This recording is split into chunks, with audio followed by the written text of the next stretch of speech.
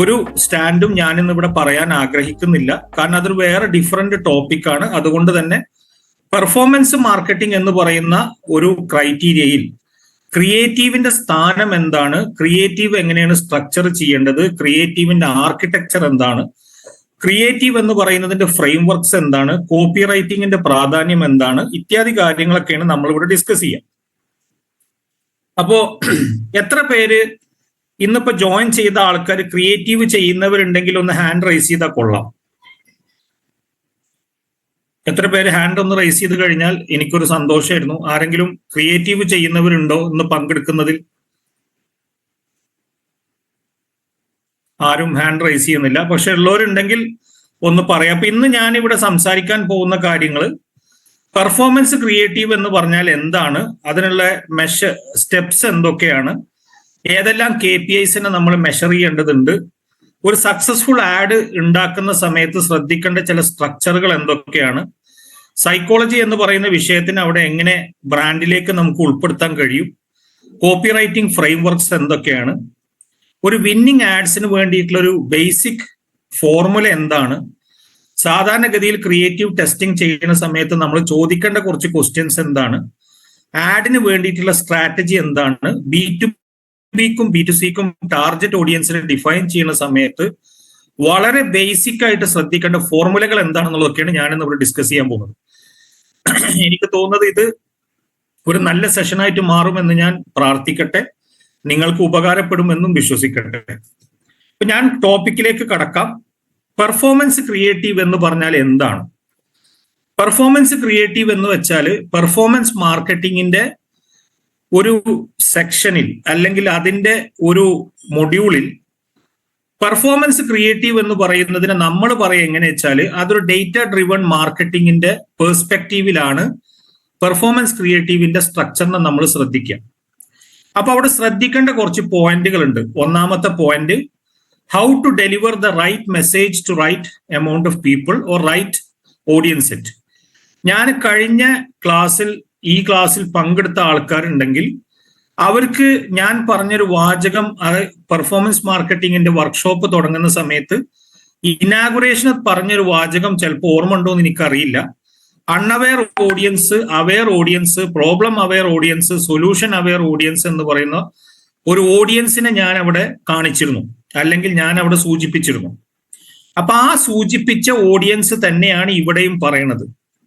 ഒന്ന്, ഒരു വിഷയത്തെക്കുറിച്ചും അറിയാത്തൊരു ഓഡിയൻസ്. രണ്ട്, ഒരു പ്രശ്നമുണ്ടെന്ന് അറിയുകയും ആ പ്രശ്നത്തിന് സൊല്യൂഷൻ എന്താന്ന് അന്വേഷിച്ച് നടക്കുന്ന ഓഡിയൻസ്. മൂന്ന്, പ്രശ്നം എന്താണെന്ന് അറിയുകയും ആ പ്രശ്നത്തിന് സൊല്യൂഷൻ എന്താണെന്ന് അറിയുകയും ഉള്ള ഓഡിയൻസ്. ഇങ്ങനെ 3 ഓഡിയൻസിനെ നമ്മൾ കൃത്യമായിട്ട് ഡിഫൈൻ ചെയ്ത് കഴിഞ്ഞാൽ പെർഫോമൻസ് മാർക്കറ്റിംഗിൽ നമുക്കൊരു ഓഡിയൻസ് സെറ്റിനെ കിട്ടും. അപ്പോ ഷഫീഖ് സാറ് ക്ലാസ് എടുക്കുന്ന സമയത്ത് ഒരു വ്യക്തി ചോദിച്ചു, നമുക്ക് എങ്ങനെയാണ് സാറേ നമുക്ക് പറ്റുന്ന ഒരു ടാർഗറ്റ് ഓഡിയൻസിനും നമുക്ക് പറ്റാത്തൊരു ടാർഗറ്റ് ഓഡിയൻസിനും കണ്ടെത്തുക എന്ന് വെച്ചാൽ ഈ പറയുന്ന ഒരു ക്രൈറ്റീരിയ വെച്ചുകൊണ്ട് തന്നെ ബേസിക് അനാലിസിസ് നമുക്ക് നടത്താൻ കഴിയും. അപ്പോ ഒന്ന്, നമുക്ക് അൺഅവെയർ ഓഡിയൻസ്, ഒന്നിനെ കുറിച്ചും അറിയാത്തൊരു ഓഡിയൻസ്. രണ്ട്, പ്രോബ്ലം അവെയർ ഓഡിയൻസ്. മൂന്ന്, പ്രോബ്ലവും സൊല്യൂഷൻ അറിയുന്ന ഓഡിയൻസ്. അപ്പൊ ഈ 3 ഓഡിയൻസിനും കൃത്യമായിട്ട് എന്ത് ഡെലിവർ ചെയ്യണം എന്നുള്ളതാണ് നമ്മൾ ആദ്യം ചിന്തിക്കേണ്ട point. What is the right message we should deliver to these people. അപ്പൊ ആ ഡെലിവർ ടു ദീസ് പീപ്പിൾ എന്ന് പറഞ്ഞാൽ റൈറ്റ് ടൈം എന്നുള്ളതിനും വലിയൊരു പ്രാധാന്യമുണ്ട്. റൈറ്റ് ടൈം എങ്ങനെയെന്നുള്ളത് ഞാനിത് ഇവിടെ കടക്കുന്നില്ല. കാരണം അത് ആൽഗോരിതം, ഇപ്പോ അഭിഷേക് പറഞ്ഞ മീഡിയ പ്ലാനിങ്ങും മീഡിയ ബൈയിങ് എന്ന് പറയുന്ന പ്രോസസ്സ് വഴിയാണ് നമ്മൾ കൃത്യമായിട്ട് ഏത് ടൈമിലാണ് ഒരു ഓഡിയൻസിനെ നമുക്ക് കറക്റ്റ് മെസ്സേജ് കാണിക്കുക എന്നുള്ളത് കാൽക്കുലേറ്റ് ചെയ്യുക. അത് നമുക്ക് ക്രിയേറ്റീവിൽ ചെയ്യാൻ പറ്റുന്ന ഒരു വിഷയമല്ല. അത് ക്രിയേറ്റീവിന്റെ ഫ്രെയിംവർക്ക് വെച്ചുകൊണ്ട് ആൽഗോരിതത്തിന്റെ സഹായത്തോടു കൂടി കറക്റ്റ് ടാർഗറ്റിംഗ് പ്രൊപ്പോസിഷനും ബിഡിങ്ങും അതുപോലെ തന്നെ ബാക്കിയുള്ള പ്രവർത്തികളും ചെയ്തു കഴിഞ്ഞാൽ മാത്രം എവിടൊക്കെയാണ് പ്ലേസ്മെന്റ് കൊടുക്കേണ്ടത്, ഇതെല്ലാം അവിടെ പ്രധാനം അർഹിക്കുന്നതാണ്. അപ്പോ ഡെലിവർ ദ റൈറ്റ് മെസ്സേജ് എന്നുള്ളതാണ് ഏറ്റവും ഇമ്പോർട്ടന്റ് ആയിട്ട് കിടക്കുന്ന ഒരു പോയിന്റ്. അപ്പോ ഡെലിവർ ദ റൈറ്റ് റിസൾട്ട് എന്ന് പറഞ്ഞു കഴിഞ്ഞാൽ ഒരു പെർഫോമൻസ് ക്രിയേറ്ററിനെ, ഒരു പെർഫോമൻസ് മാർക്കറ്ററെ സംബന്ധിച്ചിടത്തോളം അത് തുടക്കത്തിൽ കൃത്യമായിട്ട് സാധിക്കുന്ന ഒരു കാര്യമല്ല. കാരണം അതൊരു ടെസ്റ്റ് ഇറ്ററേറ്റ് പ്രോസസ്സാണ്. അപ്പോ അവിടെ ടെസ്റ്റ് ഇറ്ററേറ്റ് എന്ന് പറയാൻ കാരണം എന്താ വെച്ചാൽ നമ്മൾ കൃത്യമായിട്ടുള്ള ഏത് പാർട്ടി ഓഡിയൻസിനാണ് ഇപ്പോൾ നമ്മളൊരു പുതിയ കമ്പനിക്ക് വേണ്ടിയിട്ടാണ് ഈ പ്രവൃത്തി ചെയ്യണമെന്ന് വിചാരിക്കുക. പുതിയ കമ്പനിക്ക് വേണ്ടി പ്രവൃത്തി ചെയ്യുന്ന സമയത്ത് ശ്രദ്ധിക്കേണ്ട ഒരു പ്രധാന പോയിന്റ് എന്താ വെച്ചാൽ നമ്മളെ അടുത്ത് ഒരു ഡാറ്റാ സെറ്റുകളും ഇല്ല, നമ്മളെ കയ്യിൽ ഒരു തരത്തിലുള്ള ഡാറ്റാ സെറ്റും ഇല്ല. അപ്പൊ ഡാറ്റാ സെറ്റ് ഇല്ലാത്തൊരു സിറ്റുവേഷനിൽ നമ്മൾ ചില ബിഹേവിയറൽ പാറ്റേണുകൾ നമ്മളെ കോമ്പറ്റീറ്ററിനെ പഠിച്ചുകൊണ്ട്, ഒരു എക്സാമ്പിൾ പറയുകയാണെങ്കിൽ നിങ്ങൾക്ക് ഞാൻ 2 ടൂളുകളെ ഇവിടെ ഞാൻ ഈ നോട്ടിൽ വെക്കാത്തത് പരിചയപ്പെടുത്തി തരാം. ഒരു ടൂളിന്റെ പേരാണ് സിമിലർ വെബ്, രണ്ടാമത്തെ ടൂളിന്റെ പേരാണ് സ്പാർക്ക് ടോറോ. ഈ 2 ടൂളുകൾ ഉൾക്കൊണ്ടുകൊണ്ട് നിങ്ങൾക്ക് നിങ്ങളുടെ കോമ്പറ്റീറ്ററിന്റെ ഡാറ്റ അനലൈസ് ചെയ്ത് കഴിഞ്ഞാൽ അവർക്ക് ഏത് സോഴ്സിൽ നിന്നാണ് കൃത്യമായിട്ട് അവർക്ക് ട്രാഫിക് വരുന്നതെന്ന് കണ്ടെത്തുക. ഒരു എക്സാമ്പിൾ പറഞ്ഞാൽ ചിലപ്പോൾ അത് SEO ആവാം, ചിലപ്പോൾ അത് ഡയറക്റ്റ് സെർച്ച് ആവാം, ചിലപ്പോൾ അത് ബ്രാൻഡഡ് കണ്ടന്റ് ആവാം, ചിലപ്പോൾ അത് അഫിലിയേറ്റ് മാർക്കറ്റിംഗ് ആവാം, ചിലപ്പോൾ അത് PPC ആവാം, ചിലപ്പോൾ അത് മെറ്റയാവാം. അങ്ങനെ കൃത്യമായിട്ട് നമുക്ക് അവിടെ ഐഡന്റിഫൈ ചെയ്തെടുക്കാൻ പറ്റും. അങ്ങനെ ഐഡന്റിഫൈ ചെയ്ത് എടുത്തു കഴിഞ്ഞാൽ പ്രാഥമികമായിട്ട് നമുക്ക് എന്ത് ചെയ്യാൻ പറ്റും, നമുക്ക് മനസ്സിലാക്കാൻ പറ്റും, ഓക്കെ ഇയാൾക്കുള്ള റൈറ്റ് മെസ്സേജ് കൊടുക്കേണ്ട പ്ലാറ്റ്ഫോം ഇന്നതാണ്, ഇയാൾക്ക് ഏത് രൂപത്തിലുള്ള ക്രിയേറ്റീവാണ് സാധാരണഗതിയിൽ ബാക്കിയുള്ളവർ കൊടുക്കുന്നത്, ആ കൊടുക്കുന്നത് വെച്ച് കഴിഞ്ഞാൽ നമുക്ക് ഇവിടെ ഒരു പെനിട്രേഷൻ. കാരണം നിങ്ങളൊരു പോയിന്റിന് വളരെ സമാധാനം പോലെ ശ്രദ്ധിക്കേണ്ടത്, ഏതൊരു മാർക്കറ്റിലേക്ക് ഇറങ്ങുന്ന സമയത്തും ഒരു പുതിയ മാർക്കറ്റിംഗ് ചെയ്യുന്ന ഏജൻസിക്കോ കമ്പനിക്കോ അത് നമ്മൾ മനസ്സിലാക്കേണ്ടത് അതൊരു സാച്ചുറേറ്റഡ് മാർക്കറ്റ് എന്ന രൂപത്തിലാണ്. അപ്പൊ സാച്ചുറേറ്റഡ് മാർക്കറ്റ് എന്ന് ഉദ്ദേശിക്കുന്നത് എന്താ, അവിടെ കുറെ പ്ലെയേഴ്സ് ഉണ്ട്, അവിടെ നമ്മൾ ചെയ്യുന്ന വാല്യൂ പ്രൊപ്പോസിഷൻ, നമ്മൾ ചെയ്യുന്ന പ്രൊഡക്റ്റ്, അതിന് സമാനമായിട്ടുള്ള പ്രൊഡക്റ്റുകൾ പല കമ്പനികളും ഇറക്കിയിട്ടുണ്ടാവാം. അപ്പൊ ആ ഇറക്കിയിട്ടുള്ള സ്ഥിതിക്ക് നമ്മൾ USP അഥവാ യുണീക് സെല്ലിംഗ് പ്രൊപ്പോസിഷനെ കൃത്യമായിട്ട് നമ്മൾ ഡിഫൈൻ ചെയ്ത് ഏത് ടൈപ്പ് ഓഡിയൻസിന് എന്ത് മെസ്സേജിങ് വഴിയാണ് കൃത്യമായിട്ട് നമുക്ക് ഇവരെ എന്ത് ചെയ്യുക, നമ്മളിലേക്ക് ആകർഷിക്കുക എന്ന് പറയുന്ന ഒരു കാര്യം നമ്മൾ മനസ്സിലാക്കണം. ഞാൻ ഈ ഒരു പോയിന്റിന്റെ മുകളിൽ തന്നെ കൃത്യമായിട്ട് ഡിഫൈൻ ചെയ്യണത് എന്താന്ന് വെച്ചാൽ, ഈ റൈറ്റ് മെസ്സേജ് എന്ന് പറയുന്നത് നമുക്ക് എല്ലാ പേഴ്സ്പെക്റ്റീവിലും മാർക്കറ്റിങ്ങിന് അത് ആവശ്യമാണ്. കാരണം നമ്മൾ മാർക്കറ്റിങ്ങിന്റെ ഒരു ലാർജർ പെർസ്പെക്റ്റീവ് എടുത്താൽ കമ്മ്യൂണിക്കേഷൻ എന്ന് പറയുന്ന ഒരു സാധനത്തിന് വളരെ വലിയ സ്ഥാനമുണ്ട്. Communication at the right time, at the right value, with the right proposition. Communication നടത്തിയിട്ടില്ലെങ്കിൽ നമ്മൾ ചോദിക്കുന്ന ചോദ്യങ്ങൾക്ക് വളരെ വൈരുദ്ധ്യകരമായിട്ടുള്ള ഉത്തരമായിരിക്കും നമുക്ക് കിട്ടുക. അത് നമ്മൾ കൃത്യമായിട്ട് ഒരു മനസ്സിലാക്കണം. ഇപ്പൊ നിങ്ങൾ ഇതിൽ പങ്കെടുക്കുന്ന കുറെ ആൾക്കാർ വിദ്യാർത്ഥികൾ ഉണ്ടാവും, കുറെ ആൾക്കാർ ഏജൻസികളുണ്ടാവും. ഞാൻ എൻ്റെ എക്സ്പീരിയൻസുകളാണ് ഷെയർ ചെയ്യുന്നത്. റൈറ്റ് മെസ്സേജ് എന്നുള്ളത് കൊണ്ട് കൃത്യമായിട്ട്, കാരണം നമ്മൾ ഈ ഗ്രൂപ്പുകൾ ഇപ്പൊ ഞാൻ പറഞ്ഞില്ല, ഡിജിറ്റൽ മാർക്കറ്റിംഗ് ഹബും ഡിജിറ്റൽ ബൈറ്റ്സും, ഈ 2 ഗ്രൂപ്പിലെ ആൾക്കാരാണ് കൂടുതലും ഇതിൽ പങ്കെടുക്കുന്നത്. അവിടെ ഞാൻ മനസ്സിലാക്കിയിട്ടുള്ള ഒരു കാര്യം, നിർഭാഗ്യവശാൽ കേട്ടോ, അത് വിഷമം പിടിച്ചിട്ടാ പറഞ്ഞത്, എന്താന്ന് വെച്ചാൽ നമ്മൾ കൃത്യമായിട്ട് പറയുകയാണെങ്കിൽ ഇത് പിന്നെ പല കമ്പനികളിലെയും ക്രിയേറ്റീവ് ചില ടാർഗറ്റ് ഓഡിയൻസിന് വേണ്ടി കൊടുത്ത ക്രിയേറ്റീവ് കണ്ടാൽ ഞാൻ അപ്പോഴേ പറയും, കുട്ടികളെ ഈ സാധനം കൺവേർട്ട് ചെയ്യാൻ സാധ്യത വളരെ കുറവാണ്. അത് എന്തുകൊണ്ടാണ് ഞാൻ പറയാൻ കാരണം, ഈ പറഞ്ഞ 3 കാര്യങ്ങൾ നിങ്ങൾ മനസ്സിലാലോചിക്കുക. Right proposition, right message, right time, ഇത് കൃത്യമാവണം. അപ്പൊ ഞാൻ ഈ പോയിന്റിൽ നിന്ന് പിന്നെ നിങ്ങൾ മനസ്സിലാക്കേണ്ട ഒരു കാര്യം എന്താ വെച്ചാൽ, നിങ്ങൾക്ക് ക്രിയേറ്റീവ് ഡിസിഷൻ എടുക്കുക. ക്രിയേറ്റീവ് ഡിസിഷൻ എന്ന് പറഞ്ഞാലും എങ്ങനെയാണ് ഒരു ബഡ്ജറ്റ് സെറ്റ് ചെയ്യുക എന്നുള്ളത്. അപ്പാണ് മീഡിയ പ്ലാനിങ് എന്ന് പറയുന്ന ഒരു മൊഡ്യൂള് ഞാൻ ഇന്നത്തെ ക്ലാസ്സിൽ വെക്കാനുള്ള ഒരു പ്രധാന കാരണം എന്ന് പറഞ്ഞാൽ, ഈ പറയുന്ന ജസ്റ്റിഫൈ യുവർ ക്രിയേറ്റീവ് ഡിസിഷൻ എന്ന് പറഞ്ഞതിനെ മനസ്സിലാക്കണം. അതും ഞാൻ നിങ്ങൾക്ക് പറഞ്ഞുതരാം. സിമിലർ വെബ് പോലത്തെ ടൂളുകൾ വെച്ചിട്ട് വളരെ ബേസിക് ആയിട്ട്, ഞാൻ പറഞ്ഞ അതിന് വളരെ വിശാലമായ രീതിയിലുള്ള മെത്തേഡുകളൊക്കെ ഉണ്ട്. പക്ഷെ നമ്മൾ തുടക്കക്കാർക്ക് അത് മനസ്സിലാവാൻ വേണ്ടി പറ്റുന്ന ഒരു ടൂളാണ് സിമിലർ വെബ്.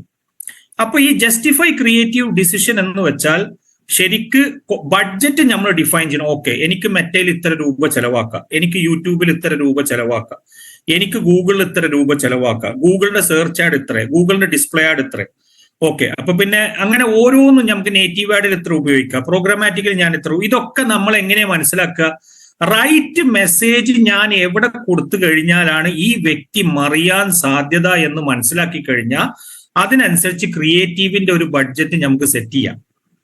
മനസ്സിലാവുന്നുണ്ട്? അത് അത് വളരെയധികം ശ്രദ്ധിക്കേണ്ട ഒരു വിഷയമാണ്. അപ്പൊ നിങ്ങൾ വേണമെങ്കിൽ മനസ്സിൽ ഇങ്ങനെ ആലോചിക്കുക, സാറേ ഇപ്പൊ ഇത് വലിയ വലിയ കമ്പനികളെ സംബന്ധിച്ചിടത്തോളം ഇതൊക്കെ ആവശ്യമുള്ളൂ. അങ്ങനെ നിങ്ങൾ ചിന്തിക്കണ്ട. കാരണം ഒരു D2C കമ്പനി നിങ്ങളടുത്ത് കൺസൾട്ടിങ്ങിന് വരിക എന്ന് വിചാരിക്കുക, അല്ലെങ്കിൽ ഒരു പ്രൊഡക്റ്റ് കമ്പനി നിങ്ങളടുത്ത് മാർക്കറ്റ് പ്ലേസുകളിൽ ലിസ്റ്റ് ചെയ്തിരിക്കുന്ന ഒരു കമ്പനി വന്നിട്ട് പറയാണ്, മൈ ഡിയർ ഫ്രണ്ട്, എനിക്ക് സെയിൽസ് കിട്ടണം, ഓക്കെ, എനിക്ക് SEO ചെയ്യാനോ എനിക്ക് ബാക്കിയുള്ള കാര്യങ്ങൾ ചെയ്യാനൊക്കെ അതിന് കൃത്യമായ ഉത്തരം കിട്ടുന്നതാണ് അതൊക്കെ, എങ്കിലും അത്ര കണ്ട് സമയം ചെലവഴിക്കാൻ എന്നെ സംബന്ധിച്ചിടത്തോളം ഇല്ല എന്ന് പറയുന്ന സിറ്റുവേഷനിൽ ഈ പറയുന്ന 2 പോയിന്റുകൾ നമുക്ക് വളരെയധികം നമ്മൾ ചിന്തിച്ചു വെക്കണം.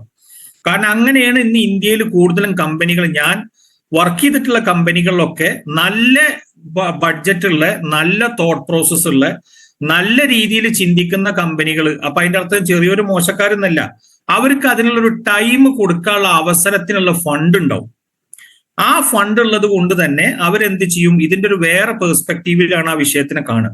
പക്ഷെ ചെറിയ കമ്പനികളെ സംബന്ധിച്ചിടത്തോളം അവർ ആഡ് വഴി നിങ്ങൾക്ക് എന്താണ് ഈ സംഭവത്തിനെ നമുക്ക് എങ്ങനെയെങ്കിലും കസ്റ്റമർ അക്വിസിഷൻ ചെയ്യുക എന്നുള്ള പോയിന്റ് ആയിരിക്കും അവർ ചിന്തിക്കുക. അതുകൊണ്ടാണ് ഞാൻ മൂന്നാമത്തെ ഒരു പോയിന്റ് പറഞ്ഞത്, അവോയ്ഡ് വേസ്റ്റിംഗ് മണി എന്ന്. പൈസ നശിപ്പിക്കുന്ന വിഷയത്തിന് അത് എന്തുകൊണ്ടാണ് നശിപ്പിക്കുക എന്ന് പറയുന്ന പോയിന്റ് എന്തുകൊണ്ടാണ് പറയണത്? The number 1 reason for that will be poorly performing asset. Asset എന്ന് നമ്മളിവിടെ വീക്ഷിക്കുന്നത് എന്താണ്? ക്രിയേറ്റീവ് ആണ്. നമ്മുടെ ഇന്നത്തെ ചർച്ചയിൽ ഞാനിവിടെ സംസാരിക്കുന്ന വീക്ഷണത്തിൽ അത് കാണുകയാണെങ്കിൽ എന്താണ്? ക്രിയേറ്റീവ് ആണ്. അതുകൊണ്ട് ക്രിയേറ്റീവ് കൊണ്ട് മാത്രം, ക്രിയേറ്റീവ് നന്നായിട്ടും ടാർഗറ്റിങ്ങും ബഡ്ജറ്റും ബാക്കിയുള്ള കാര്യങ്ങളും മോശമായാലും നടക്കില്ല. അപ്പൊ അത് വേറൊരു ചർച്ചാ വിഷയമാണ്. അതിവിടെ സംസാരിക്കാൻ ആൾക്കാരുള്ളത് കൊണ്ട് ഞാൻ ആ വിഷയത്തിലേക്ക് കടക്കുന്നില്ല. അപ്പൊ ഞാൻ പറഞ്ഞ 3 പോയിന്റുകൾ എന്തൊക്കെയാണ്? 1, deliver the right message. 2, justify the creative decision. 3, avoid wasting money. 4ാമത്തെ പോയിന്റ് എന്ന് വെച്ചാൽ ഞാൻ ആദ്യം പറഞ്ഞൊരു പോയിന്റ് ആണ്, stand out in a saturated market. എന്തുകൊണ്ടാണ് സാച്ചുറേറ്റഡ് മാർക്കറ്റ് എന്ന് പറയാൻ കാരണം, അവിടെ ഇതുപോലത്തെ ഒരുപാട് ആൾക്കാർ ചെയ്യുന്നതിനിടയിൽ നമ്മൾക്ക് കൃത്യമായ ഒരു യുണീക്ക് സെല്ലിംഗ് പ്രൊപ്പോസിഷൻ ഇല്ല എന്നുണ്ടെങ്കിൽ നമ്മളുടെ കണ്ടന്റിനെ കൃത്യമായിട്ട് ടാർഗറ്റ് ചെയ്ത് ജനങ്ങൾക്ക് ഉപകാരപ്പെടുന്ന രൂപത്തിലേക്ക് അത് എത്താൻ നമ്മൾ പ്രയാസപ്പെടേണ്ടി വരും. ഈ ഒരു വിഷയവും എന്റെ കൺസൾട്ടിങ്ങിലും ഞാൻ പ്രവർത്തിക്കുന്ന ഏജൻസികളിലൊക്കെ ഞാൻ കൃത്യമായിട്ട് അത് കണ്ട ഒരു വിഷയമാണിത്, ഈ സാച്ചുറേറ്റഡ് മാർക്കറ്റ് എന്ന് പറഞ്ഞത്. അപ്പൊ അതിന്റെ അർത്ഥം എല്ലാ പ്രൊഡക്റ്റുകൾ വരുന്ന മാർക്കറ്റിനും സാച്ചുറേറ്റഡ് മാർക്കറ്റ് ആവാനൊന്നുമില്ല. ഒരു ഉദാഹരണം പറഞ്ഞാല്, വലിയ ചില വിപ്ലവാത്മകമായ ചിന്തകൾ വെച്ച് വരുന്ന സ്റ്റാർട്ടപ്പുകൾ ഉണ്ട്. അങ്ങനത്തെ സ്റ്റാർട്ടപ്പുകൾക്ക് സാച്ചുറേറ്റഡ് മാർക്കറ്റ് എന്ന് പറയുന്ന വസ്തുതനെ നമുക്ക് കണക്കിലെടുക്കാൻ കഴിയില്ല. കാരണം അയാൾ ഒരു യുണീക്ക് പെയിൻ പോയിന്റിനുള്ള സൊല്യൂഷൻ ആയിട്ടായിരിക്കും അയാൾ എന്ത് ചെയ്യുക, ഈ ഒരു പ്രൊഡക്റ്റ് ആയിട്ട് വരിക. അപ്പൊ അവിടെ വാല്യൂ പ്രൊപ്പോസിഷനെ പ്രോപ്പർ കമ്മ്യൂണിക്കേഷൻ വഴി പ്രോപ്പർ ടാർഗറ്റിങ്ങിലേക്ക് എത്തിക്കുക എന്നുള്ളത് ഒഴിച്ചാൽ വേറെ ഒരു വസ്തുതയും അവിടെ ചിന്തിക്കേണ്ട ആവശ്യമില്ല. ഞാൻ പറഞ്ഞ പോയിന്റ് ക്ലിയർ ആണെങ്കിൽ ഒരു തംസപ്പ് തന്നോളിയും. അവിടെ ഡൗട്ടുകൾ ഉണ്ടെങ്കിൽ അവിടെ പിന്നെ എഴുതിക്കോളിയും. അതെന്ത് ചെയ്യാൻ, നമുക്ക് ഈ സെഷൻ കഴിഞ്ഞതിന്റെ ശേഷം നമുക്ക് ചോദ്യം ചോദിക്കാം. പിന്നെ ഒരു ക്രിയേറ്റീവ് വെച്ചുകൊണ്ട് നമ്മൾ ചെയ്യുന്ന ക്യാമ്പയിനുകളുടെ ഏറ്റവും പ്രധാനപ്പെട്ട ഉദ്ദേശം എന്ന് പറഞ്ഞാൽ 2 കാര്യങ്ങളാണ്. ആ 2 കാര്യങ്ങൾ അതിന്റെ വസ്തുതയിൽ തന്നെ കാണാം. ഒന്നാമത്തെ കാര്യം എന്ന് വെച്ചാൽ റോയാസ് ആണ്. റോയാസ് എന്ന് പറഞ്ഞാൽ എന്താ? Return on the add spend. നിങ്ങൾ എത്ര രൂപയാണോ ചെലവാക്കിയത് അതിന് സമുന്നതമായിട്ട് അല്ലെങ്കിൽ കൃത്യമായിട്ട് നിങ്ങൾക്ക് എത്ര റിട്ടേൺ കിട്ടി എന്നുള്ളത്. പക്ഷെ അവിടെ ഒരു കാര്യം നിങ്ങൾ കൃത്യമായിട്ട് മനസ്സിലാക്കണം സ്റ്റുഡൻസ്, എന്താന്ന് വെച്ചാൽ റോയാസ് ഒരിക്കലും യഥാർത്ഥ ലാഭമല്ല. ഓക്കെ, അത് ഞാൻ പിന്നെ വളരെയധികം അതിൽ വേദനാജനകമായ രീതിയിൽ പറയാണ്. ചിലര് റോയാസ് കണ്ടു കഴിഞ്ഞാൽ പറയും, ഓക്കെ എനിക്ക് ഇത്ര റോയാസ് കിട്ടി അതുകൊണ്ട് ഇന്റെ കാര്യങ്ങളൊക്കെ സെറ്റാണെന്ന രീതിയിൽ ചിന്തിക്കുന്നവരുണ്ട്. റോയാസ് ഒരിക്കലും യഥാർത്ഥ പ്രോഫിറ്റ് അല്ല. യഥാർത്ഥ പ്രോഫിറ്റ് എന്ന് പറഞ്ഞാൽ അതിൽ ഒരുപാട് മൈനസുകൾ കട്ട് ചെയ്തതിന് ശേഷം നിങ്ങൾക്ക് കിട്ടുന്ന ROI ആണ് സത്യത്തിൽ പറഞ്ഞാൽ എന്ത്, നിങ്ങളെ സംബന്ധിച്ചിടത്തോളം ROI ആണ് കൃത്യത്തിൽ നിങ്ങൾക്ക് യഥാർത്ഥത്തിൽ നിങ്ങൾക്ക് കിട്ടേണ്ട വരുമാനം. അപ്പൊ അവിടെ വേറൊരു പോയിന്റ് കൂടി നമുക്ക് ആലോചിക്കേണ്ട പോയിന്റ് ആണ് CAC എന്ന് പറഞ്ഞത്, cost of acquiring A customer എന്ന് പറയുന്നതാണ്. അതിന്റെ കൂടെ തന്നെ ചിന്തിക്കേണ്ട ഒരു പോയിന്റ് ആണ് life time value of A consumer അല്ലെങ്കിൽ കസ്റ്റമർ. ആ 2 പോയിന്റും ഞാൻ വിശദീകരിക്കുന്നില്ല, കാരണം അടുത്ത വളരെ ഇമ്പോർട്ടന്റ് ആയ ഒരു ക്ലാസ് വരുന്നുണ്ട്, KPI മെട്രിക്സ്. ആ KPI മെട്രിക്കിൽ നിങ്ങൾക്ക് അത് കൃത്യമായിട്ട് ഡിഫൈൻ ചെയ്തു തരും. അപ്പൊ ഇന്ന് ക്രിയേറ്റീവിന്റെ ഒരു ആസ്പെക്റ്റിൽ നമ്മൾ ചിന്തിക്കേണ്ട 6 പോയിന്റുകളെ കുറിച്ചിട്ടാണ് ഞാൻ ഈ പറഞ്ഞത്. അപ്പൊ ഇവിടെ നമ്മൾ ഒരു ക്രിയേറ്റീവ് ഉണ്ടാക്കുന്ന സമയത്ത് നമ്മൾക്ക് അവിടെ ശ്രദ്ധിക്കേണ്ട പോയിന്റ് ഇത് പറഞ്ഞപ്പോൾ ഞാൻ അത് ചുരുക്കി പറഞ്ഞത് എന്താണ്? When you have ample data with you and that ample data is transferred to a creative framework, that is called performance creative. കണ്ടാ, ആംബിൾ ഡേറ്റ നമ്മളെ കയ്യിൽ ഉണ്ടാവണം. നമ്മൾ ആ ഡേറ്റ വെച്ച് അനലൈസ് ചെയ്തുകൊണ്ട് ആ അനലൈസ് ചെയ്ത വസ്തുതയെ നമ്മൾ എന്ത് ചെയ്യുന്നു, നമ്മുടേതായ ഒരു കമ്മ്യൂണിക്കേഷൻ സ്റ്റൈൽ സ്വീകരിച്ചുകൊണ്ട് നമ്മളെ ടാർഗറ്റ് ഓഡിയൻസിനെ ഡിഫൈൻ ചെയ്ത് ആ ടാർഗറ്റ് ഓഡിയൻസിലേക്ക് കൃത്യമായിട്ട് നമ്മളെ മെസ്സേജിങ് പാസ് ചെയ്യുന്ന മെത്തേഡുകൾക്കാണ് പെർഫോമൻസ് ക്രിയേറ്റീവ് എന്ന് പറയാം. ആ പോയിന്റ് മനസ്സിലായിക്കണമെങ്കിൽ വീണ്ടും ഞാൻ പറയുന്ന ഒരു തംസപ്പ് അടിച്ചോളിയും.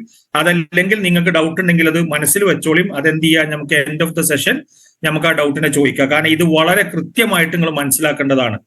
ഇനി രണ്ടാമത്തെ ഒരു കാര്യം, എന്തെല്ലാം കാര്യങ്ങളാണ് പെർഫോമൻസ് ക്രിയേറ്റീവിന്റെ ഉള്ളിൽ ഉണ്ടാവുക, എന്തെല്ലാം വസ്തുതകളാണ് പെർഫോമൻസ് ക്രിയേറ്റീവിൽ ഉണ്ടാവുക, ഏതൊക്കെ ഉണ്ടാവുക? ഒന്നാമത്തത് ഇമേജുകളാവാം, രണ്ടാമത്തത് വീഡിയോസ് ആവാം, മൂന്നാമത്തത് കവറുകളാവാം. എന്തുമായിക്കോട്ടെ അതിന് കൃത്യമായ ഒരു ക്ലിക്ക് ടു ആക്ഷൻ എന്ന് പറയുന്ന ഒരു വസ്തുത അവിടെ ഉണ്ടായിരിക്കണം. കാരണം ക്ലിക്ക് ടു ആക്ഷൻ എന്നില്ലെങ്കിൽ ആ ഒരു സംഭവത്തിനെ വെച്ചുകൊണ്ട് മാത്രമേ നമ്മൾ അടുത്ത സ്റ്റേജിലേക്ക് ഇവൻ എങ്ങനെ എന്നേറ്റ് പെരുമാറി, ഇവൻ എങ്ങനെയാണ് പെരുമാറുന്നത്, ഏത് തരത്തിലുള്ള ജനങ്ങളാണ് എൻ്റെ അടുത്ത് പെരുമാറാൻ വരുന്നത്, ആ പെരുമാറാൻ വരുന്ന ജനങ്ങളിൽ എത്ര ആൾക്കാർ കൃത്യമായിട്ട് എന്നെ ഇറ്റൊരു ബിസിനസ് ആക്കി മാറ്റാൻ സാധ്യത ഉണ്ട്, ആ സാധ്യതകളിൽ നിന്ന് എത്ര ആൾക്കാർ ബിസിനസ്സായി മാറി, ആ മാറിയതിൽ നിന്ന് എത്ര ആൾക്കാർ ഭാവിയിൽ എൻ്റെ കൂടെ നിലനിൽക്കാൻ സാധ്യത ഉണ്ട്. ഈ കാര്യങ്ങൾ കംപ്ലീറ്റ് നമ്മൾ മനസ്സിലാക്കി ഈ പറഞ്ഞ CTA വെച്ചിട്ടാ. അതിന്റെ തുടക്ക ഭാഗം ഞാൻ പറഞ്ഞിട്ടാ, തുടക്കം അല്ലാതെ അതിന്റെ ഒടുക്കല്ല. അതിന് ഒരുപാട് ആർക്കിടെക്ചർ ഉണ്ടല്ലേ. ആർക്കിടെക്ചറിനെ കുറിച്ച് അനലിറ്റിക്സിൽ പല കാര്യങ്ങളും നിങ്ങളോട് പറഞ്ഞു. ലാൻഡിംഗ് പേജ് അതിൽ പ്രധാനപ്പെട്ട ഒരു വിഷയം. പിന്നെ രണ്ടാമത്തത് ലാൻഡിംഗ് പേജ് കഴിഞ്ഞാൽ വേറെ എന്താ ഉള്ളത്, ലാൻഡിംഗ് പേജ് കഴിഞ്ഞാൽ പിന്നെ ലീഡ് ഫോമുകൾ ഉണ്ട്. അതുപോലെ തന്നെ അതിന് പല മേഖലകളിലൂടെ നമുക്ക് എന്ത് ചെയ്യാം, ഇതിനെ ട്രാക്ക് ചെയ്ത് കൊണ്ടുവരാം. പക്ഷെ ഒരു ക്രിയേറ്ററിനെ ക്രിയേറ്റീവ് പെർസ്പെക്റ്റീവ് നമ്മൾ ചിന്തിക്കുകയാണെങ്കിൽ ഫസ്റ്റ് ടച്ച് പോയിന്റ് എവിടെയാണ്? CTA ബട്ടന്റെ മുകളാണ്. അപ്പൊ നിങ്ങൾ എന്ത് ചെയ്യണം? Compelling copy, crafting ideology, proper communication, proper CTA, ഇത് നിങ്ങൾ വെക്കണം. ഞാൻ പറഞ്ഞ പോയിന്റ് ക്ലിയർ ആയ? ക്ലിയർ മെസ്സേജിങ്, ക്രാഫ്റ്റിംഗ് കോപ്പി, അതാണ് ഈ കോപ്പി റൈറ്റിംഗ് എന്ന് പറയുന്ന വസ്തുതനെ നമ്മൾ ഇവിടെ ഇങ്ങനെ ഇമ്പോർട്ടന്റ് ആയിട്ട് പറഞ്ഞുകൊണ്ടിരിക്കണം. കാരണം കോപ്പി റൈറ്റിംഗ് എന്തുകൊണ്ടാണ് പറയണത്? കോപ്പി റൈറ്റിംഗ് പറയാനുള്ള പ്രധാനപ്പെട്ട വിഷയം എന്ന് വെച്ചാൽ വളരെ സിമ്പിൾ ആയിട്ട് പറയുകയാണെങ്കിൽ ആ കോപ്പി റൈറ്റിംഗ് വെച്ചിട്ടാണ് നമുക്ക് ഈ കസ്റ്റമറിനെ എൻടൈസ് ചെയ്യുക എന്ന് പറയുന്ന പോയിന്റോട് ഉദ്ദേശിക്കുന്നത് ആകർഷിക്കുക. ക്ലിയർ ആവുണ്ട? ആകർഷിക്കുക. പക്ഷെ CTA വെച്ചിട്ടാണ് ഇപ്പൊ അടുത്ത ഘട്ടത്തിലേക്ക് നമ്മൾ എന്ത് ചെയ്യുക, ചിന്തിക്കുക. അപ്പൊ മൊബൈൽ ആട്രിബ്യൂഷൻ ടൂളുകളെ കുറിച്ച് അനൂപ് ഇവിടെ സംസാരിച്ചു, ക്യാപ്പിനെ കുറിച്ച് സംസാരിച്ചു.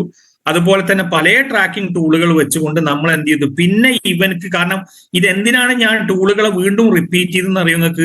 ഇതൊക്കെ വെച്ചിട്ട് നമ്മൾ അടുത്ത കമ്മ്യൂണിക്കേഷൻ സ്ട്രാറ്റജി എന്ത് സെറ്റ് ചെയ്യണം, അടുത്ത ക്രിയേറ്റീവ് ഫ്ലോ എന്ത് സെറ്റ് ചെയ്യണം, ഇവിടെ നമുക്ക് അബൻഡന്റ് ആയിട്ടുള്ള യൂസർ എത്ര ഉണ്ട്, എത്ര ആൾക്കാർ നമ്മളെന്ന് മേടിച്ചിട്ടുണ്ട്, എത്ര ആൾക്കാർ നമ്മളെ കണ്ടിട്ട് അവഗണിച്ചിട്ടുണ്ട്, ഇതൊക്കെ പഠിച്ചപ്പനക്കൊക്കെ നമുക്ക് പിന്നെ ടൈലേർഡ് മെസ്സേജിങ് ആണ് കയറി ചെല്ലുക. എല്ലാവർക്കും നമ്മളൊരു മെസ്സേജിങ് കൊടുക്കാൻ പറ്റില്ല. അത് അങ്ങനെ തന്നെയല്ലേ. ഇപ്പൊ ഇവിടെ 145 ആൾക്കാർ ഇപ്പൊ ഈ ക്ലാസ്സിൽ പങ്കെടുക്കണം. 145 ആൾക്കാർക്കും ചിലപ്പോൾ ഞാൻ പറയുന്ന വസ്തുതയെ ഞാൻ ചിന്തിക്കുന്ന രീതിയിലേക്ക് ചിലപ്പോൾ മനസ്സിലാക്കാൻ ബുദ്ധിമുട്ടുണ്ടാവും. അത് അവരുടെ ഒരു പെർസ്പെക്റ്റീവിലാണ് അത് ചിന്തിക്കുക, അല്ലേ? കറക്റ്റ് അല്ലേ? അപ്പൊ അങ്ങനെ വരുന്ന സമയത്ത് എന്താ വിഷയം എന്ന് വെച്ചാൽ ആ പെർസ്പെക്റ്റീവിലും എന്റെ പെർസ്പെക്റ്റീവും തമ്മിൽ ഒരു സിമിലർ കോറിലേഷൻ പോയിന്റ് വന്നാൽ മാത്രമേ നമ്മൾ തമ്മിൽ എന്താവുള്ളൂ, ഒരു അടുപ്പാവുള്ളൂ. ഇതാണ് ക്രിയേറ്റീവിന്റെ ഏറ്റവും അടിസ്ഥാനപരമായ ലോജിക്ക്. ഇത് നിങ്ങൾക്ക് പോയിന്റ് കിട്ടിയ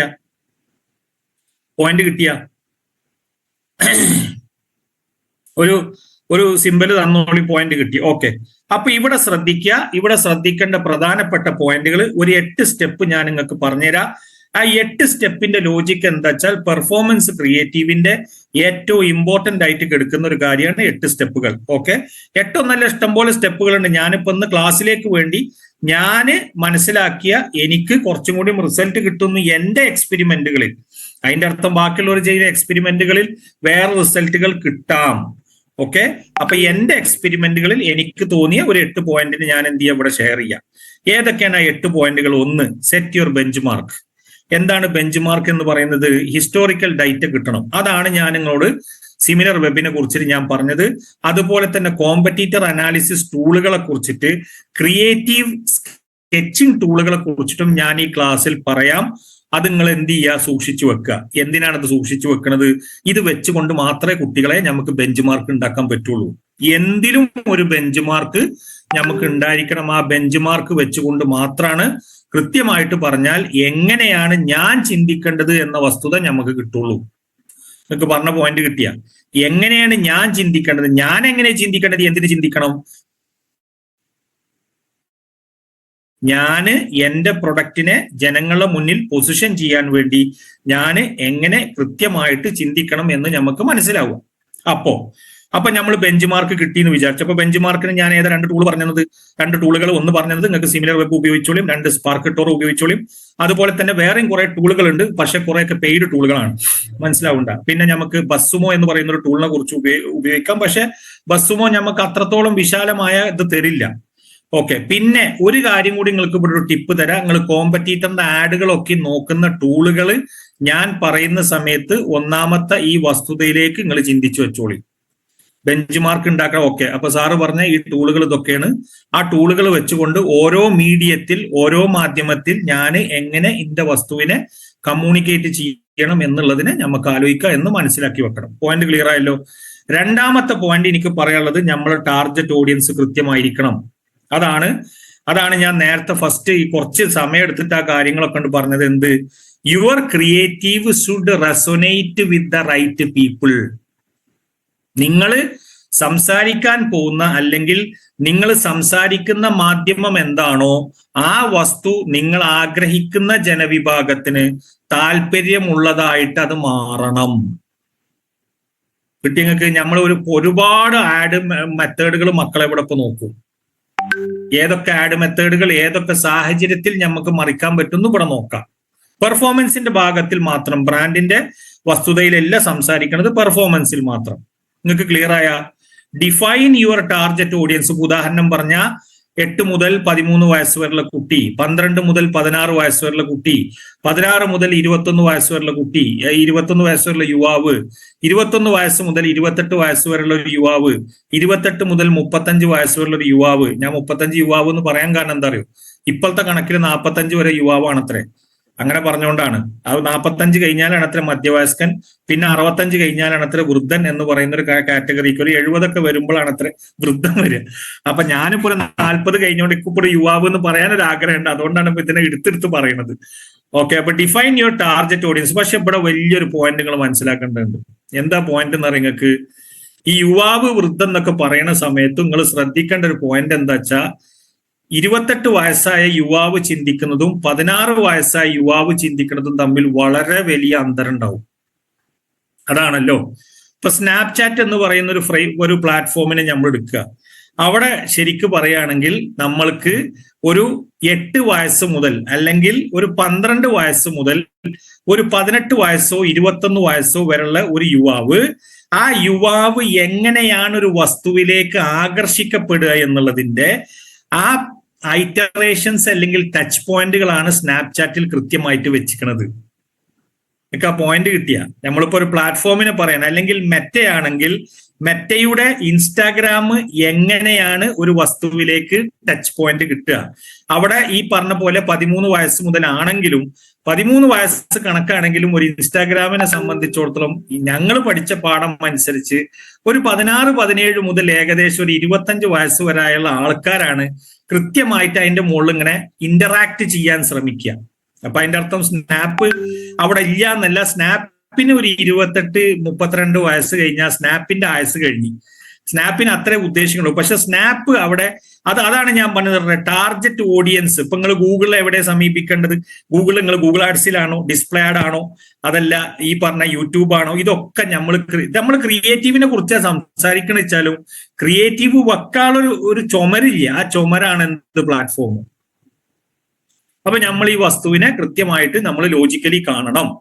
എന്തുകൊണ്ട് കാണണം എന്ന് വെച്ചാൽ നമ്മൾ കൊടുക്കുന്ന ഓരോ ക്രിയേറ്റീവിന്റെയും മെഷർമെന്റ് എഫക്റ്റീവായിട്ട് നടക്കുന്നുണ്ട് എന്ന വസ്തുതയെ നമ്മൾക്ക് കൃത്യമായിട്ട് മനസ്സിലാക്കാൻ മെഷർമെന്റ് ടൂളുകൾ കൊണ്ടും അനലിറ്റിക്സ് ടൂളുകൾ കൊണ്ടും ഒരു പുതിയ ടേമിനെ കൂടി നിങ്ങൾക്ക് ഇവിടെ പരിചയപ്പെടുത്താം. That is called attributable value data. എന്താണ് ആട്രിബ്യൂട്ടബിൾ എന്ന് പറഞ്ഞാൽ, നിങ്ങൾക്ക് ഈ ചെയ്യുന്ന പരിപാടി കൊണ്ട് നിങ്ങൾക്ക് കിട്ടുന്ന റിസൾട്ട് എന്താണ്? റിസൾട്ട് എന്ന് പറഞ്ഞാൽ പൈസ ആയിട്ട് എങ്ങനെ മറിയണം എന്നുള്ളത് കാൽക്കുലേറ്റ് ചെയ്യുന്ന ഒരു ടേമിനാണ് നമ്മൾ ആട്രിബ്യൂട്ടബിൾ എന്ന് പറയുക. അതുകൂടി നിങ്ങൾ ചിന്തിക്കണം. പക്ഷെ തുടക്കത്തിലുള്ള പെർഫോമൻസ് മാർക്കറ്റിംഗ് ക്യാമ്പയിനുകൾക്കൊക്കെ അത് ചിന്തിക്കേണ്ടി വരും എന്നുള്ള കാര്യം എന്നോട് ചോദിച്ചാൽ അത് സംശയമാണ്. ചിലപ്പോൾ അത് ആവശ്യം വരില്ല. കാരണം പ്രൈമറി റിസൾട്ട് വെച്ചതുകൊണ്ട് നമുക്കത് സാറ്റിസ്ഫൈ ചെയ്യാം. പക്ഷെ നിങ്ങൾ വലിയൊരു കമ്പനികൾക്കൊക്കെ എത്തുന്ന സമയത്ത് കൃത്യമായിട്ട് ആ സംഭവത്തെ അവർ നോക്കാറുണ്ട്. അതുകൊണ്ടാണ് ഒരു നല്ല പെർഫോമൻസ് മാർക്കറ്റർ എന്ന് പറഞ്ഞാൽ അവന്റെ CV വെക്കുമ്പോൾ പറയും, ഞാൻ ഇത്ര രൂപയുടെ ആട്രിബ്യൂട്ടബിൾ റവന്യൂ ഞാൻ കൊടുത്തിട്ടുണ്ട് എന്ന് പറയും. അവൻ ഇത്ര രൂപ ആഡ് സ്പെൻഡ് ചെയ്തെന്നല്ല പറയാം. അപ്പൊ അതിന്റെ അർത്ഥം ആഡ് സ്പെൻഡ് ചെയ്യുക മോശക്കാരെന്നല്ല. ഈ വിഷയം കൂടി അവിടെ ഉണ്ടാവും ഞാൻ സൂചിപ്പിച്ചതാണ്. ഇനി അതിന്റെ കൂടെ തന്നെ നമ്മൾ മനസ്സിലാക്കേണ്ട ഒരു വിഷയമാണ് ഈ പറയുന്ന പ്രൈവസി ലിമിറ്റേഷൻ. എന്താ പ്രൈവസി ലിമിറ്റേഷൻ എന്ന് പറഞ്ഞത്? പല ആഡ് നെറ്റ്വർക്കുകളിലും പല ടൈപ്പ് നീഷിൽപ്പെട്ട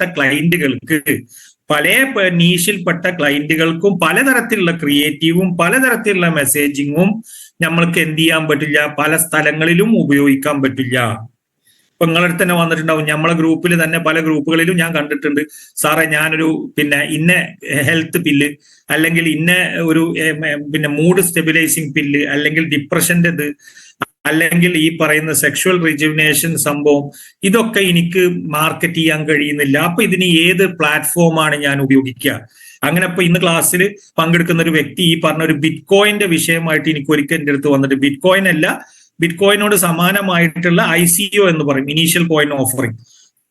അപ്പൊ ഞാനന്ന് കൃത്യമായിട്ട് പറഞ്ഞു, മക്കളെ ഇന്ന സ്ഥലത്ത് അത് വർക്കൗട്ട്. ഇതും നിങ്ങളൊരു ക്രിയേറ്റീവ് ചെയ്യുന്ന വ്യക്തി ശ്രദ്ധിക്കേണ്ട വിഷയമാണ്. അപ്പൊ എന്നോട് വേണമെങ്കിൽ നിങ്ങൾക്ക് ചോദിക്കുക, സാറേ ഇത് എവിടുന്ന എനിക്ക് ഈ ഇൻഫർമേഷൻ ഒക്കെ കിട്ടുക?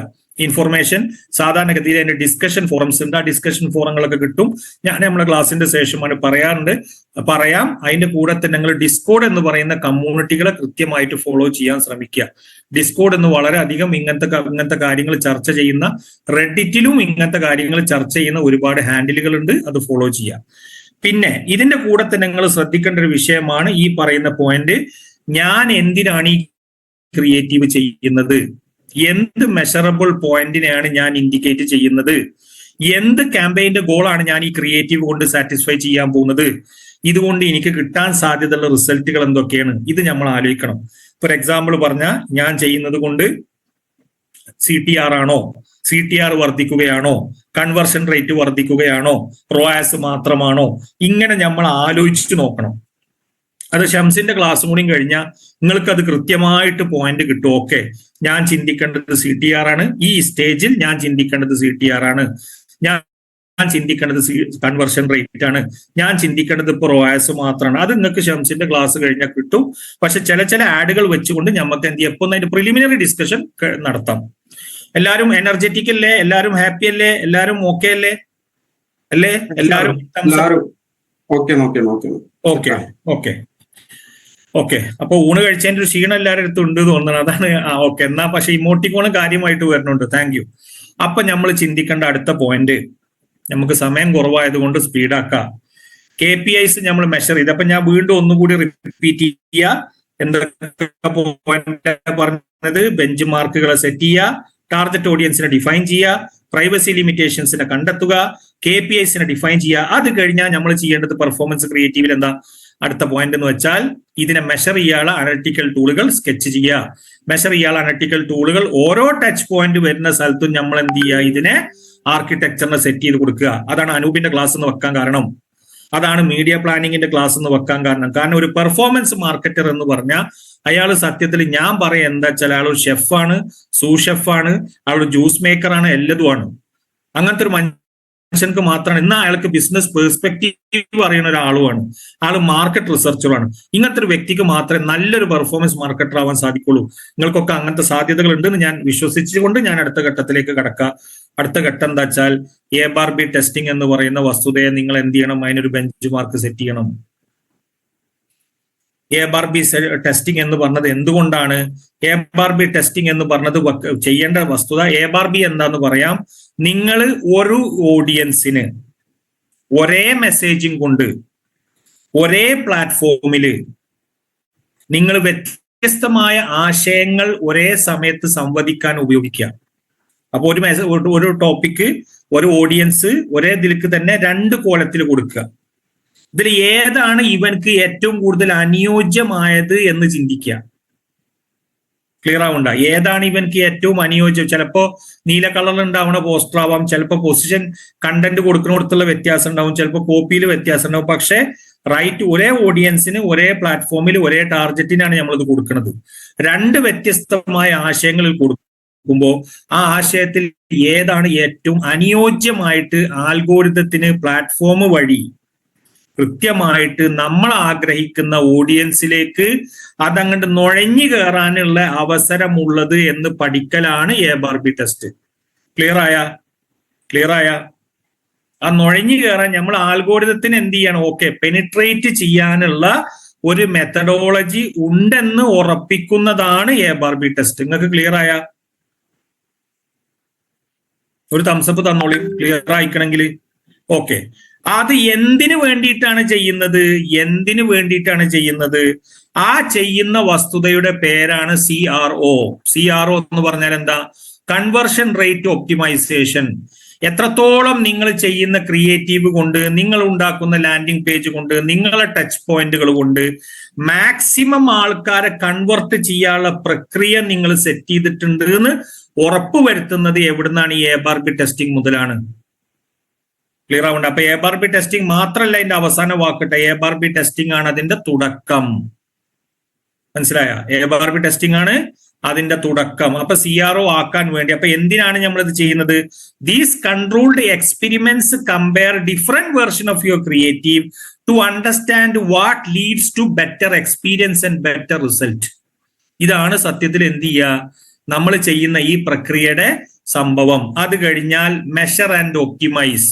എന്താണ് മെഷർ ആൻഡ് ഒപ്റ്റിമൈസ് എന്ന് പറഞ്ഞാൽ? നമ്മൾ ഒരു കാര്യം മനസ്സിലാക്കേണ്ടത്, ഇതൊരു ഇറ്ററേഷൻ പ്രോസസ്സാണ്. ഒരു ഇറ്ററേഷൻ പ്രോസസ്സ് എന്ന് പറയാൻ കാരണം എന്താ?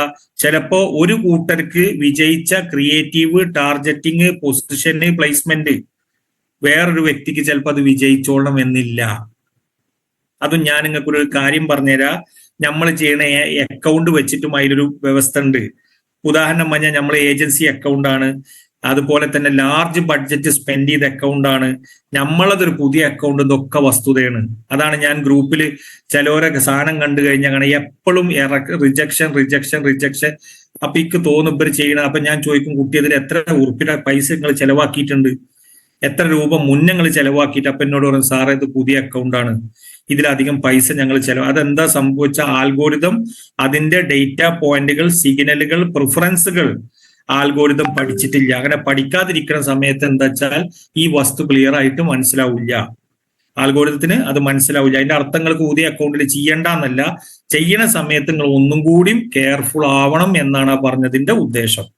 ചെയ്യണ്ടെന്നല്ലട്ടാ പറഞ്ഞതിന്റെ അർത്ഥം. ചെയ്യുമ്പോൾ ഒന്നും കൂടി കെയർഫുൾ ആവുക, ഒന്നും കൂടി ഒപ്റ്റിമൈസ് ചെയ്യുക. ഇത് ഈ ക്രിയേറ്റീവ് എന്ന് ഇങ്ങനെ പറയണത് എന്തിനാ?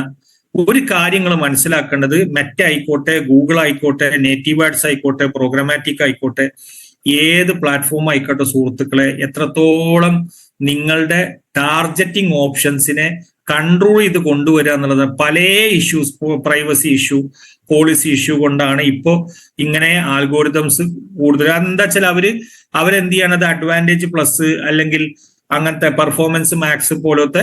പിന്നെ പ്രോഗ്രാമാറ്റിക്കിലാണെങ്കിൽ ഷംസ് ഭായി പറയും ഈ ക്ലാസിന്റെ ഇടയിൽ ഏതാണ് അവിടെ അങ്ങനെ ഉപയോഗിക്കാൻ പറ്റുന്ന പ്ലാറ്റ്ഫോമുകൾ എന്നുള്ളത്. അവിടെ ഒക്കെ കൃത്യമായിട്ട് മനസ്സിലാക്കേണ്ട ഒരു പോയിന്റ് എന്താ വെച്ചാല്, പ്രിവസി ഇഷ്യൂസിന്റെ കാരണം കൊണ്ട്, ആഡ് ഫ്രോഡിന്റെ കാരണം കൊണ്ട് തന്നെ ഒരുപാട് റെസ്ട്രിക്ഷൻസ് വരുന്ന ഒരു കാലഘട്ടത്തിൽ പെർഫോമൻസ് ക്രിയേറ്റീവിന് പ്രിയ സുഹൃത്തുക്കളെ ഭയങ്കര പ്രാധാന്യമുണ്ട്. ചെറിയ പ്രാധാന്യമല്ല, വലിയ പ്രാധാന്യമുണ്ട്. കാരണം ഞാൻ നിങ്ങൾക്കൊരു സ്റ്റാറ്റിസ്റ്റിക്സ് പറഞ്ഞുതരാം. 70% ഇപ്പൊ മെറ്റ പറഞ്ഞതും ക്രിയേറ്റീവിന്റെ മുകളിലാണ് എന്ത് ചെയ്യണത്. അതിന്റെ അർത്ഥം wrong targeting, wrong platform, wrong placement answer കൊടുന്നേരുന്നല്ലട്ടാ. അങ്ങനെ നിങ്ങൾ തെറ്റിദ്ധരിക്കരുത്. പക്ഷെ ക്രിയേറ്റീവിന് സ്ഥാനമുണ്ട്. ക്രിയേറ്റീവാണ് നമ്മളെ കയ്യിലുള്ള ഏറ്റവും നല്ല വെപ്പൺ. കൺസ്യൂമറിനെ മനസ്സിരുത്തി കൺസ്യൂമറിനെ നമ്മൾ മനസ്സ് മാറ്റിയെടുക്കാൻ ഇന്ന് നമ്മളെ കയ്യിലുള്ള ഏറ്റവും നല്ല വെപ്പൺ എന്താ? ക്രിയേറ്റീവാണ്. ഓക്കെ, ഇനി ഇവിടെ പറയേണ്ട ഒരു പോയിന്റ് എന്താണ്? Track brand matrix. Brand matrix എന്ന് പറഞ്ഞാല് ബ്രാൻഡ് മെട്രിക്സ് എന്ന് പറഞ്ഞു കഴിഞ്ഞാൽ ഇവിടെ ശ്രദ്ധിക്കേണ്ടത് brand awareness, brand recall, brand lift, brand sentiment പോലത്തെ വസ്തുതകളെ നിങ്ങൾ മെഷർ ചെയ്യാൻ തയ്യാറാവണം. പിന്നെ അതിന്റെ കൂടെ തന്നെ കൺവേർഷന്, ലീഡ് പോലത്തെ ആപ്പ് ഇൻസ്റ്റോള്, പിന്നെ ഇങ്ങനത്തെ മെട്രിക്കുകൾ നമ്മൾ എന്ത് ചെയ്യണം? നമ്മൾ കൃത്യമായിട്ട് അനലൈസ് ചെയ്യണം. ഈ മെട്രിക്കുകൾ മാത്രമല്ല, ഞാൻ കുറച്ച് എക്സാമ്പിൾസ് വെച്ചിരുന്നുള്ളൂ. ഇതിൽ കൂടുതൽ മെട്രിക്കുകൾ അത് which is related to the sales oriented approach ആണ് നമ്മൾ കൂടുതൽ നോക്കേണ്ടത്. ഓക്കെ, ഇത് കഴിഞ്ഞാൽ നമ്മൾ ഇവിടെ ശ്രദ്ധിക്കേണ്ട പോയിന്റ് എന്താ വെച്ചാൽ ഏതെല്ലാം KPIs ആണ് നമ്മൾ മെഷർ ചെയ്യേണ്ടത്? ഒന്ന്, CTR. എന്താണ് CTR? This common metric look at the percentage of viewers who click on your add after seeing it. കണ്ടു കഴിഞ്ഞാൽ എത്ര ആൾക്കാർ ക്ലിക്ക് ചെയ്ത്. രണ്ട്, കൺവേർഷൻ റേറ്റ്. കൺവേർഷൻ റേറ്റ് എന്താ? നിങ്ങൾ ഉദ്ദേശിച്ച ഒരു ആക്ഷൻ നിങ്ങൾ ക്രിയേറ്റീവിന്റെ മുകളിൽ എടുത്ത് എന്ന് മനസ്സിലാക്കുന്നതാണ് കൺവേർഷൻ റേറ്റ്. അടുത്തത് എന്താണ്? Return on add spend. ഞാൻ ഓൾറെഡി പറഞ്ഞു കഴിഞ്ഞു. ക്വാളിറ്റി സ്കോറിന്റെ പ്രിയ സുഹൃത്തുക്കളെ ഭയങ്കര ഇമ്പോർട്ടന്റ് ആയിട്ടുള്ള ഒരു മെട്രിക് ആണത്. നിങ്ങൾ എത്ര ആൾക്കാർ ഗൂഗിൾ ആഡ്സ് ചെയ്യുന്ന സമയത്ത് ആഡിന്റെ ക്വാളിറ്റി സ്കോറും ഫേസ്ബുക്ക് ആഡ്സ് ചെയ്യുന്ന സമയത്ത് റെലവൻസി സ്കോറും നോക്കാറുണ്ടെന്ന് എനിക്കറിയില്ല. നോക്കണവരുണ്ടാവും, ചിലപ്പോൾ എല്ലാവരും നോക്കണവരാവും. പക്ഷെ നോക്കാത്തവരുണ്ടെങ്കിൽ ഇനി ശ്രദ്ധിച്ചോളേണ്ടി. നോക്കാത്തവരുണ്ടെങ്കിൽ ഇനി അത് ശ്രദ്ധിക്കണം. കാരണം ക്രിയേറ്റീവ് ക്വാളിറ്റി സ്കോർ എന്ന് പറഞ്ഞൊരു വിഷയം കൊണ്ടാണ് ശരിക്കും പറഞ്ഞാൽ നമ്മൾ കൊടുക്കുന്ന ക്രിയേറ്റീവ് റെലവെന്റ് ആണോ, നമ്മൾ കൊടുക്കുന്ന ക്രിയേറ്റീവ് എൻഗേജിങ് ആണോ, നമ്മൾ കൊടുക്കുന്ന ക്രിയേറ്റീവിന് പൊട്ടൻഷ്യൽ ഉണ്ടോ കൺവേർട്ട് ചെയ്യാൻ. എന്താ ഞാൻ പറഞ്ഞേ? പൊട്ടൻഷ്യൽ ഉണ്ടോ കൺവേർട്ട് ചെയ്യാൻ എന്നുള്ള 3 വസ്തുതയെ നമ്മൾ മനസ്സിലാക്കുന്നത് ക്രിയേറ്റീവിന്റെ ക്വാളിറ്റി സ്കോർ കൊണ്ടാണ്. അപ്പൊ ഇവിടെ ഇനി മനസ്സിലാക്കേണ്ട അടുത്ത പോയിന്റ് എൻഗേജ്മെന്റ് റേറ്റ് ആണ്. എൻഗേജ്മെന്റ് റേറ്റ് എന്ന് പറഞ്ഞു കഴിഞ്ഞാൽ എത്ര ആൾക്കാർ നമ്മളെ വിഷയത്തിനായിട്ട് എൻഗേജ് ചെയ്യുന്നുണ്ട്. ബൗൺസ് റേറ്റ് എന്ന് പറഞ്ഞാൽ എത്ര ആൾക്കാർ വേറെ ഒരു ആക്ഷൻ എടുക്കാതെ നമ്മളെ സൈറ്റിൽ നിന്ന്, നമ്മളെ ലാൻഡിംഗ് പേജിൽ നിന്ന്, സൈറ്റിലല്ല അവിടെ ഉദ്ദേശിക്കുന്നത് ലാൻഡിംഗ് പേജും അതുപോലത്തെ ടച്ച് പോയിന്റുകളിൽ നിന്ന് മറിഞ്ഞു പോകുന്നുണ്ട്. എത്ര ആൾക്കാർ വ്യൂ ത്രൂ റേറ്റ് എന്ന് പറഞ്ഞാൽ സംഭവം കണ്ടിട്ടുണ്ട്, എത്ര പെർസെന്റേജ് കണ്ടിട്ടുണ്ട്, അത് നമ്മൾ മനസ്സിലാക്കുന്നത് ടൈം ഓൺ പേജ് എന്ന് പറഞ്ഞാൽ എത്ര സമയം നമ്മളെ ലാൻഡിംഗ് പേജിലോ നമ്മളെ PDP പേജ് എന്ന് പറയും പ്രൊഡക്റ്റ് ഡിസ്ക്രിപ്ഷൻ പേജിലോ ഈ ക്രിയേറ്റീവ് കണ്ടിട്ട് തൊട്ടിട്ട് അവൻ അവിടെ വന്നു കഴിഞ്ഞാൽ അവൻ അവിടെ സമയം ചെലവഴിക്കേണ്ടത് നോക്കുക. ഈ പോയിന്റുകൾ ക്ലിയർ ആയ ഇതിൽ ഞാൻ ചില കാര്യങ്ങളൊക്കെ എന്ത് ചെയ്യുക, ഇതിനെ കുറിച്ചിട്ട് ലിങ്ക്ഡിൽ ആർട്ടിക്കിൾസ് എഴുതുമ്പോൾ നിങ്ങൾക്ക് എന്ത് ചെയ്യുക, ഈ കണ്ടന്റ് തരാം. പിന്നെ കുറച്ച് PPTകൾ ഞാനിപ്പോൾ ഷെയർ ചെയ്യും. ഓക്കെ, അത് ഞാൻ ഷെയർ ചെയ്യേണ്ട സമയത്ത് എൻ്റെ കോർഡിനേറ്റർ മിസ്റ്റർ വൈഷ്ണവിനോട് ഞാൻ പറയും. അപ്പൊ അവരെന്ത് ചെയ്യും, അത് നിങ്ങൾ ഗ്രൂപ്പിലിടും. അപ്പൊ അത് വെച്ചിട്ട് നമുക്ക് ഡിസ്കസ് ചെയ്യാം. ഈ കാര്യങ്ങൾ ക്ലിയർ ആയി എന്ന് വിചാരിക്കട്ടെ. Okay, thank U. അപ്പോ നമ്മൾ യഥാർത്ഥ കളിയിലേക്ക് കടക്കുകയാണ്. എന്താണ് ക്രിയേറ്റിവിറ്റി? ഇത് സ്ക്രീൻഷോട്ട് എടുക്കണം ആർക്കെങ്കിലും? സ്ക്രീൻഷോട്ട് എടുക്കണമെങ്കിൽ എടുത്തോളും. എന്താണ് ക്രിയേറ്റിവിറ്റി? ക്രിയേറ്റിവിറ്റി എന്ന് വെച്ചാൽ എന്താണ്? It should be way unique. എന്തായിരിക്കണം? അതൊരു യുണീക്ക് വേ ആയിരിക്കണം. Which should contain ideas that can move from one subject to another. അടുത്തത് it should be further expand. അടുത്തത് എന്താ? It should connect to aspiring items. അത് നമ്മളൊരു ക്രിയേറ്റീവ് ഉണ്ടാക്കുന്ന സമയത്ത് മനസ്ഥിതിയിൽ വെക്കേണ്ട 5 പോയിന്റുകളാണിത്. ഏതൊക്കെയാണ് 5 പോയിന്റ്? ഈ പറഞ്ഞ പോയിന്റ് ആണ്. ഏതൊക്കെയാണ് ആ പോയിന്റ്? ഈ പറയുന്ന പോയിന്റുകൾ എന്ത് ചെയ്യുക, നമ്മൾ കൃത്യമായിട്ട് മനസ്സിലാക്കണം. ഒരു മിനിറ്റ് കേട്ടോ.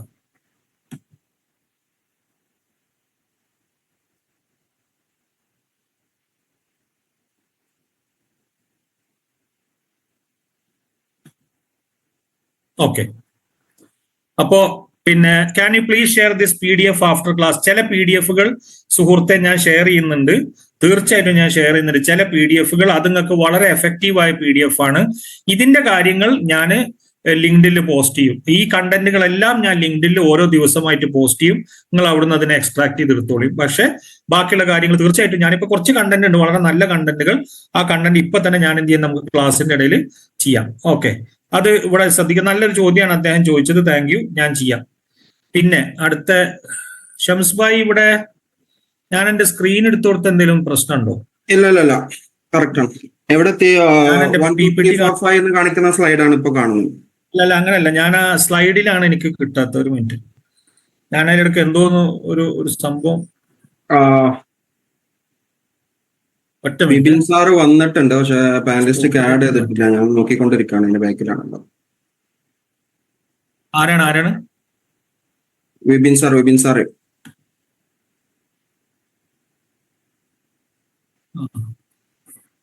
ഓക്കെ കിട്ടി താങ്ക് യു. ശരി, അപ്പൊ ഈ പോയിന്റ് നിങ്ങൾ ശ്രദ്ധിക്കുക, creative add.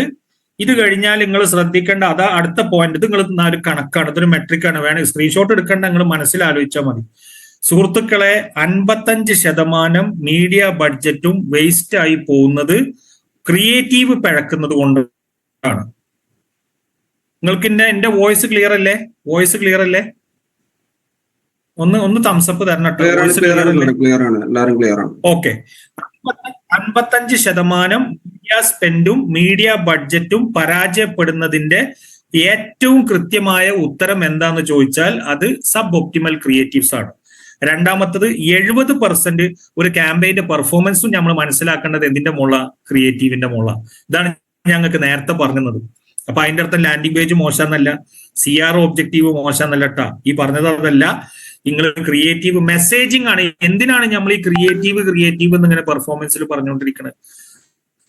Right message to the right audience at the right time. ഈ 3 മെട്രിക്കുകൾ നിങ്ങൾ മനസ്സിൽ കാണാതെ പഠിച്ചോളി. Right audience, right message, right time. Okay. അപ്പൊ ഇവിടെ ഇത് കഴിഞ്ഞാൽ നിങ്ങൾ മനസ്സിലാക്കേണ്ട ഇവിടെ നോക്കി, നിങ്ങൾ ഇതൊന്ന് വായിച്ചു നോക്കി. Percentage sales contribution by advertisement element. Percentage sales contribution by advertisement element. ഏത് അഡ്വർടൈസ്മെന്റ് എലമെന്റ് കൊണ്ടാണ് ശരിക്കും പറഞ്ഞാൽ സെയിൽസ് വരുന്നത്? ഇവിടെ നോക്കി നിങ്ങൾ സുഹൃത്തുക്കളെ. ബ്രാൻഡ് കൊണ്ടുവരുന്നത് 15%, റീച്ച് കൊണ്ടുവരുന്നത് 22%, റീസൻസി കൊണ്ടുവരുന്നത് 5%, കോണ്ടെക്സ്റ്റ് കൊണ്ടുവരുന്നത് 2%, ടാർജറ്റിംഗ് കൊണ്ടുവരുന്നത് 9%. അവിടെ നോക്കി നിങ്ങൾ. രാജാവാര ക്രിയേറ്റീവ് തന്നെ. രാജാവാര ക്രിയേറ്റ്. അതിന്റെ അർത്ഥം ഒരു നല്ല മീഡിയ പ്ലാനർ, നല്ല മീഡിയ ബയർ, നല്ലൊരു മീഡിയ സ്ട്രാറ്റജിസ്റ്റ്. ഇവിടെ നിങ്ങൾക്ക് ഒരു പോയിന്റ് കൂടി ഞാൻ പറഞ്ഞിട്ട് നിങ്ങൾ ബുക്കിൽ എഴുതിച്ചോളും, which is called north star metric.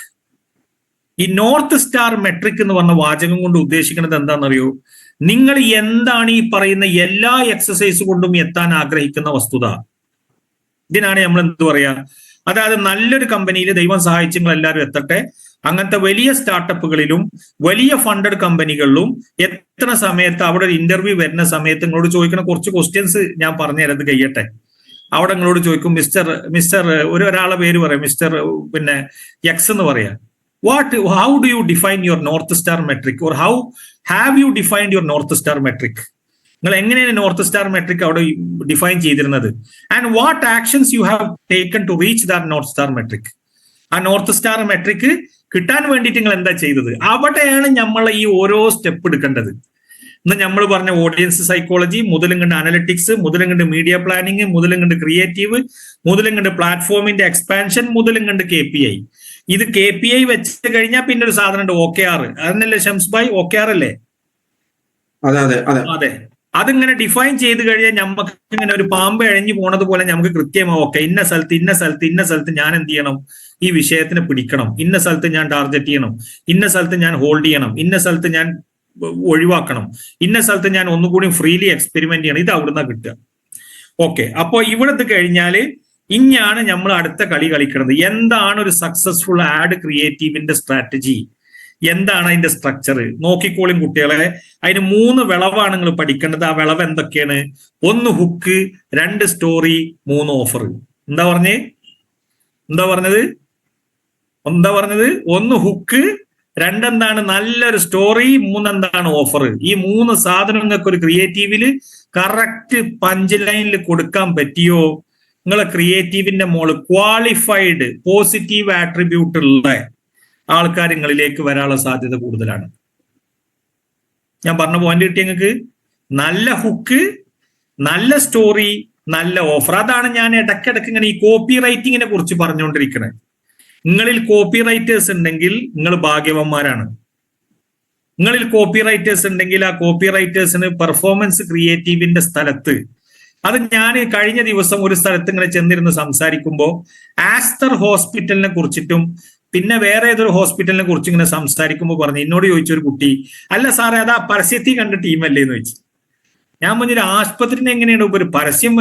അപ്പൊ ഞാൻ ചോദിച്ചു എന്ത് പരസ്യമായിരുന്നു? അപ്പൊ എനിക്ക് തോന്നി എന്താ ഒരു പ്രോബ്ലം സ്റ്റേറ്റ്മെന്റ് വെച്ചിട്ട്. അതല്ല, കുട്ടി പറഞ്ഞത് കൃത്യമായിട്ട് പറയുകയാണെങ്കിൽ അവിടെ ഒരു ഹുക്ക് ഇട്ടിട്ടുള്ള കോപ്പിക്കാണ് കുട്ടി പറഞ്ഞത്. ആ കോപ്പിയുടെ മുകളിൽ കുട്ടി ആശുപത്രിയിൽ പറഞ്ഞേക്ക് പെട്ടെന്ന് റീകോൾ കിട്ടി.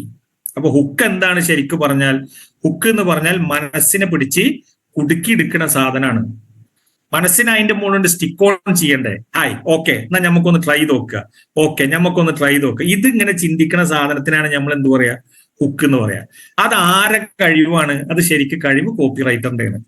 ആ കോപ്പി റൈറ്ററിന്റെ കിട്ടുന്ന ആ ഹുക്ക് വെച്ചിട്ട്, കോപ്പി റൈറ്റർ മാത്രമല്ല കേട്ടോ, ഓനെ വീഡിയോ ഉണ്ടാക്കുന്ന വ്യക്തികളുണ്ട്, വീഡിയോ ഉണ്ടാക്കണമല്ലോ അതിലുണ്ട്, ഇല്ലാന്നല്ല. പക്ഷെ കോപ്പി റൈറ്റർക്ക് അവിടെ വലിയ സ്ഥാനമുണ്ട്. അത് കഴിഞ്ഞാൽ ഹുക്കുണ്ട് പിടിച്ച ഓൻ അത് വെച്ചിട്ട് എന്ത് ചെയ്യും? ഒരു സ്റ്റോറിന്റെ അടിക്കും.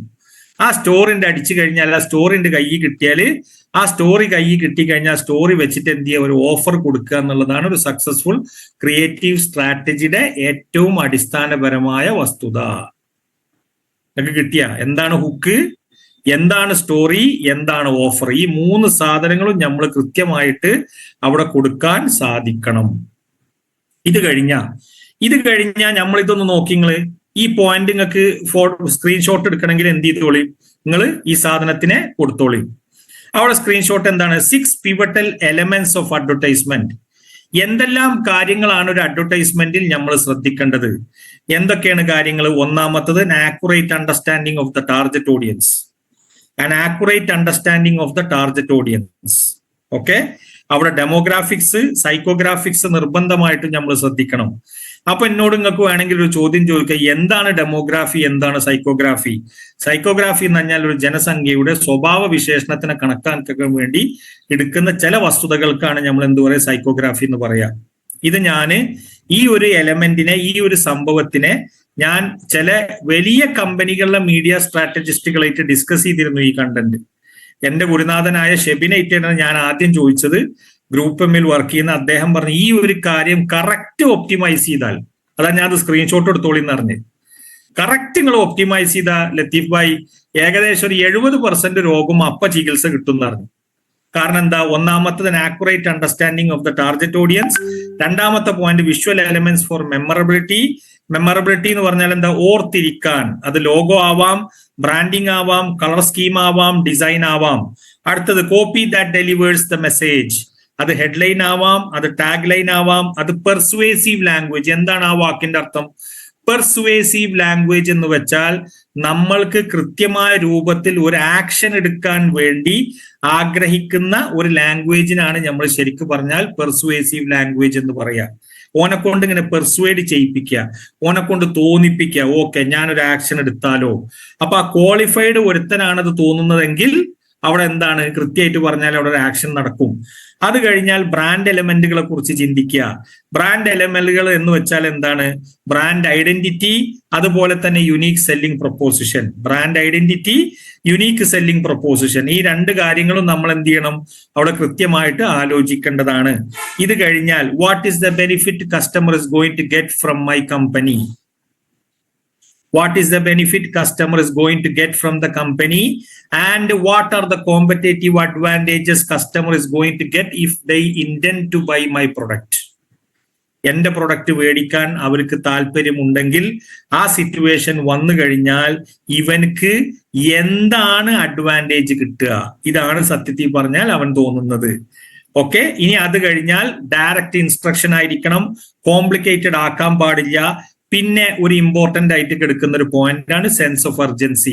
സെൻസ് ഓഫ് അർജൻസി എന്ന് വെച്ച് കഴിഞ്ഞാൽ ഇമീഡിയറ്റ് ആയിട്ട് ഇവനക്ക് തോന്നണം, ഇവനക്ക് ഇത് മേടിക്കണം എന്ന് തോന്നുന്ന ഒരു പ്രക്രിയയിലേക്ക് നമ്മൾ എന്താണ് ഇവനെ കൊണ്ട് എത്തിക്കണം. ഈ പോയിന്റുകൾ നിങ്ങൾക്ക് ക്ലിയർ ആയ ഇന്ന് വളരെ രസകരമായി ഇമോട്ടിക്കോൺസ് ഇരിക്കണേ. ഹലോ സർ, കേൾക്കുന്നുണ്ടോ? ആ ഉണ്ട്. സ്ലൈഡ് കാണുന്ന എന്തോ ഇഷ്യൂ ഉണ്ടെന്ന് പറയുന്നത്. അഞ്ഞെന്താ കാണുന്നുണ്ടോ? ഷംസ് ഭായ് ഒന്ന് നോക്കോ? ഞാൻ ഓക്കെ, ഇക്ക് ഓക്കെ, ആർക്കും ഓക്കെ ഉണ്ടാ? ഷംസാറ എല്ലാവർക്കും കാണുന്നുണ്ടോ?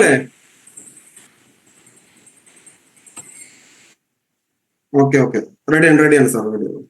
ആ ഓക്കെ ആണ്. Okay okay okay okay. ഈ മൊബൈലിൽ കാണുന്നവരൊന്ന് സ്ലൈഡ് ചെയ്ത് നോക്കാട്ടോ, നിങ്ങളെ മുമ്പിലുള്ള പിന്നെ വി നീഡ് പ്രീവിയസ് സ്ലൈഡ്സ് മോനെ. അയ്യോ ഒരു മിനിറ്റ്. ഇങ്ങനത്തെ എന്തെങ്കിലും ഇഷ്യൂ വരികയാണെങ്കിൽ ജസ്റ്റ് ഒന്ന് സൈഡ് ചെയ്താൽ മതി. ലെഫ്റ്റിലേക്ക് സൈഡ് ചെയ്ത് കഴിഞ്ഞാൽ നിങ്ങൾക്ക് ഓൾ വ്യൂ കിട്ടും. വേണ്ട ഇത് സൈസ് ഒന്ന് കുറച്ചു. ഓക്കെ ഇല്ലേ? Okay okay. വല്ലാതെ സൈസ് കുറച്ച് കൊളാവും. ഓക്കെ ഒരു മിനിറ്റ്. പ്രീവിയസ് സ്ലൈഡ് കണ്ടിട്ടാണോ കുട്ടികളെ വൈഷ്ണവ ഒന്ന് ചോദിച്ചു ഈ സ്ലൈഡ് ആണോ കാണാത്തതെന്ന്? ഞാൻ ആ emoticon. Okay thank you. Okay, എന്നാ നിങ്ങൾ സ്ക്രീൻഷോട്ട് എടുക്കണമെങ്കിൽ എടുത്തോളി. ഞാൻ പറഞ്ഞില്ലേ, ഈ സ്ലൈഡിൽ പറയുന്ന എല്ലാ വസ്തുതകളും എന്റെ ലിങ്ക്ഡിനിൽ വന്നാൽ നിങ്ങൾക്ക് അടുത്ത ദിവസങ്ങളിൽ കാണാം. ഇതല്ല ഞാൻ പറയാൻ പോണത്, ഇതിന്റെ ഡീറ്റെയിൽഡ് വെർഷനാണ് പറയാൻ പോണത്. ഒരു ക്ലാസ് എടുക്കുന്ന സമയത്ത് വളരെ ചുരുക്കി പറഞ്ഞാൽ ഒരു പ്രശ്നം എന്താ വെച്ചാൽ ഇവിടെ പല തെറ്റിദ്ധാരണകളും പരക്കാം. കാരണം ഇതൊരു വളരെ വാസ്റ്റ് ഫീൽഡാണ്. അങ്ങനെ വരുന്ന സമയത്ത് നമ്മൾ ഈ വസ്തുവിനൊക്കെ വളരെ വിശദീകരിച്ച് സംസാരിക്കണം. അപ്പോഴേ ആ വസ്തുവിനെ കൃത്യമായിട്ട്, കാരണം നിങ്ങളിൽ കൂടുതലും ഇത് പങ്കെടുക്കുന്ന ഒരു കുട്ടികളാവും. അപ്പൊ നിങ്ങൾക്ക് വേറെ കണ്ട് ഈ സംഭവത്തിനെ വളരെ ആഴത്തിൽ മനസ്സിലാക്കാൻ പറ്റിയാൽ നിങ്ങളുടെ ലൈഫിൽ അത് വലിയ ബെനിഫിറ്റ് കിട്ടും. ഞാൻ ഇപ്പൊ നിങ്ങൾക്ക് ഒരു ചെറിയ മോട്ടിവേഷന്റെ സ്റ്റോറി പറയാം. ഇന്നലെ എന്നെ ഒരു പെർഫോമൻസ് മാർക്കറ്റിംഗിന്റെ ഏജൻസി, ദുബൈയിലുള്ള ഒരു ഏജൻസി, ഈ രാത്രി 9 മണിക്ക് ഇന്നേറ്റ് കോൺടാക്ട് ചെയ്തു. അദ്ദേഹം ഇന്നത്തെ Q&A സെഷനിൽ വരാന്ന് പറഞ്ഞിട്ടുണ്ട്. വരുമെന്ന് എനിക്കറിയില്ല. അപ്പൊ അദ്ദേഹം പറഞ്ഞൊരു കാര്യം എന്താ വെച്ചാൽ എന്നോട് പറഞ്ഞു, ലത്തീഫെ 2 വർഷവും 1 വർഷവും എക്സ്പീരിയൻസ് ഉള്ള കുട്ടികൾക്കാണ് 5ഉം 8ഉം 10ഉം എക്സ്പീരിയൻസ് ഉള്ള വലിയ ആൾക്കാരെക്കാട്ടിയും കൂടുതൽ ക്രിയേറ്റീവ് മൈൻഡ് ഉള്ളത്. ഞാൻ പറഞ്ഞ ആ കാര്യം വളരെ സത്യമാണ്. കാരണം എന്താ വെച്ചാൽ ആ കുട്ടികളുടെ fresh perspective, fresh mind set, fresh problem statement, അവർക്ക് വളരെ കോറിലേറ്റ് ചെയ്യാൻ പറ്റുന്ന ഒരു എൻവിറോൺമെന്റ് ആണ് അവർക്ക് കിട്ടിയിരിക്കുന്നത്. അതുകൊണ്ട് ഇന്നോട് പറയണം, ഇക്ക് ഏറ്റവും കൂടുതൽ താല്പര്യം കുട്ടികൾ എടുക്കലാണ്. ഇക്ക് എക്സ്പീരിയൻസ് ഉള്ള ആൾക്കാർ എടുക്കുന്നതിനോട് താല്പര്യമില്ല. അത് ഞാൻ ഒരു സ്ഥലത്ത് അനുഭവിച്ചിട്ടുണ്ട്. ഞാൻ ആ സ്ഥലം ഏതാ നിങ്ങളോട് പറഞ്ഞില്ല, അത് ഇനി വിവാദമായിട്ട് മാറും. ലോകത്തെ ഏറ്റവും പ്രശസ്തമായ ഒരു പരസ്യ കമ്പനിയിൽ വർക്ക് ചെയ്തൊരു ക്രിയേറ്റീവ് ഡയറക്ടർ എടുത്ത് ചെന്നിട്ട് ഞാൻ ഈ വസ്തുവിനൊക്കെ പറഞ്ഞേക്ക് ഇയാളിനെ പുച്ഛിക്കാൻ തുടങ്ങി. ഇയാൾ എന്നോട് പറയാൻ പറഞ്ഞു ഇതൊന്നും നടക്കില്ല, അങ്ങനെ. അപ്പൊ ഞാൻ ഒന്നും മുണ്ടിയില്ല, കാരണം അയാൾക്ക് ഇന്നെക്കാട്ടി വിവരം ഉണ്ട് എന്നുള്ള ധാരണയിലാണ്, എക്സ്പീരിയൻസും ഉണ്ട്. അപ്പൊ ഞാൻ അടുത്തേക്ക് ചോദിച്ചു, സാർ എന്താ അങ്ങനെ ചിന്തിക്കാൻ? കാരണം ഇന്റെ അടുത്ത് തെറ്റുണ്ടെങ്കിലൊക്കെ ഒന്ന് പറഞ്ഞു തരണല്ലോ, ഞാനും ഒക്കെ പഠിക്കണ്ടേ, ഞാനും തെറ്റുണ്ടെങ്കിൽ തിരുത്താൻ തയ്യാറാണ്. അപ്പൊ എടുത്തേക്ക് മൂപ്പർ പറഞ്ഞത് എന്താണ്, ഓൾഡ് സ്കൂൾ ഐഡിയോളജി വെച്ചിട്ട്, അതായത് ഡിജിറ്റലിലേക്ക് വരുന്നതിന്റെ മുന്നേ ആ വിഷയത്തിൽ ഈ പറയുന്ന ഓഫ്ലൈൻ മാർക്കറ്റിംഗ്, ഇപ്പൊ അഭിഷേക് സത്യൻ അത് പറഞ്ഞു മീഡിയ പ്ലാനിങ് ചെയ്യുന്ന സമയത്ത്, ഓഫ്ലൈൻ മാർക്കറ്റിംഗ്, ഓൺലൈൻ മാർക്കറ്റിംഗ്, ഒരു മീഡിയ സ്ട്രാറ്റജി സെറ്റ് ചെയ്യുമ്പോൾ ബ്രാൻഡ് ബിൽഡിങ്ങിനും പെർഫോമൻസിനും വേണ്ടി നമ്മൾ ഓഫ്ലൈനും ഓൺലൈനും നമ്മൾ കൃത്യമായിട്ട് ഡിഫൈൻ ചെയ്യണം. ഇവിടെ ഇയാൾ സംസാരിക്കുന്ന പ്ലേ ബുക്ക് എന്താണ്? പ്ലേ ബുക്ക് എന്തിന്റെയാണ്? ഓഫ്ലൈൻ്റെ. ഓഫ്ലൈന് വെച്ചിട്ട് ഇയാൾ ഓൺലൈനിലേക്ക് എങ്ങനെ കൺവേർട്ട് ചെയ്യാൻ പറ്റുമെന്നാണ് എന്നോട് സംസാരിക്കുന്നത്. ഞാൻ സംസാരിക്കുന്നത് വെറും ഓൺലൈൻ വെച്ചിട്ട്, കാരണം ഓഫ്ലൈനിൽ വിവരമില്ല, ആ സമയത്തേക്ക് വിവരം ഉണ്ടാകുന്നില്ല. പിന്നെ ഞാനിത് പഠിക്കാൻ തുടങ്ങി. അപ്പൊ അതിൽ വലിയ അന്തരമുണ്ട്. കാരണം എന്താ, അവിടെ പേഴ്സ്പെക്റ്റീവ് കൃത്യമായിട്ട് പറഞ്ഞാൽ അവിടെ മെസ്സേജിങ്ങിലും ടാർഗറ്റ് ഓഡിയൻസിലും ആഡ് റീകോളിലും ആഡ് ലിഫ്റ്റിലൊക്കെ ഒരുപാട് മെട്രിക്കുകൾ വേറെ വ്യത്യാസമുണ്ട്. കാരണം അവിടെ ഡാറ്റ മെഷർ ചെയ്യാൻ ഓപ്ഷൻ ഇല്ല. അപ്പൊ അവിടെ നിങ്ങൾ പറയുമ്പോൾ ഈ കാര്യങ്ങൾ ഇങ്ങനെ നിങ്ങൾക്ക് അങ്ങനെ വെറുതെ സ്ലൈഡ് എന്നല്ല പ്രശ്നം എന്താ വെച്ചാൽ, ഇത് നിങ്ങൾക്ക് പുസ്തകമായിട്ട് തന്നെ, ഈ ബുക്കുകളായിട്ട് തന്നെ ഞാൻ ഈ ഓരോ സാധനങ്ങൾ ലിങ്ക്ഡിൽ ഇടാം. ഓരോ കണ്ടന്റ് ഹുക്ക് എന്താണ്, ഒരു ഈ ബുക്ക് ഇടാം, സ്റ്റോറി, ഓഫർ, ഇത് എങ്ങനെ ചെയ്യണം, സക്സസ്ഫുൾ സ്ട്രാറ്റജി എന്ത് ചെയ്യണം, അതങ്ങനെ ഓരോന്നായിട്ട്. ഇനി ഷംസ്ബായു അത് തന്നെയാണ് ചെയ്യാൻ പോണത്. ഓരോ KPI എന്തുകൊണ്ട് ഏത് സ്ഥലത്ത് എടുക്കണം, എന്തിനവിടെ അത് മെഷർ ചെയ്യണം, ഏത് രൂപത്തിൽ മെഷർ ചെയ്യണം, ഏതെല്ലാം രൂപത്തിൽ അത് മെഷർ ചെയ്യാൻ പാടില്ല എന്ന് നമ്മൾ ചിന്തിക്കണം.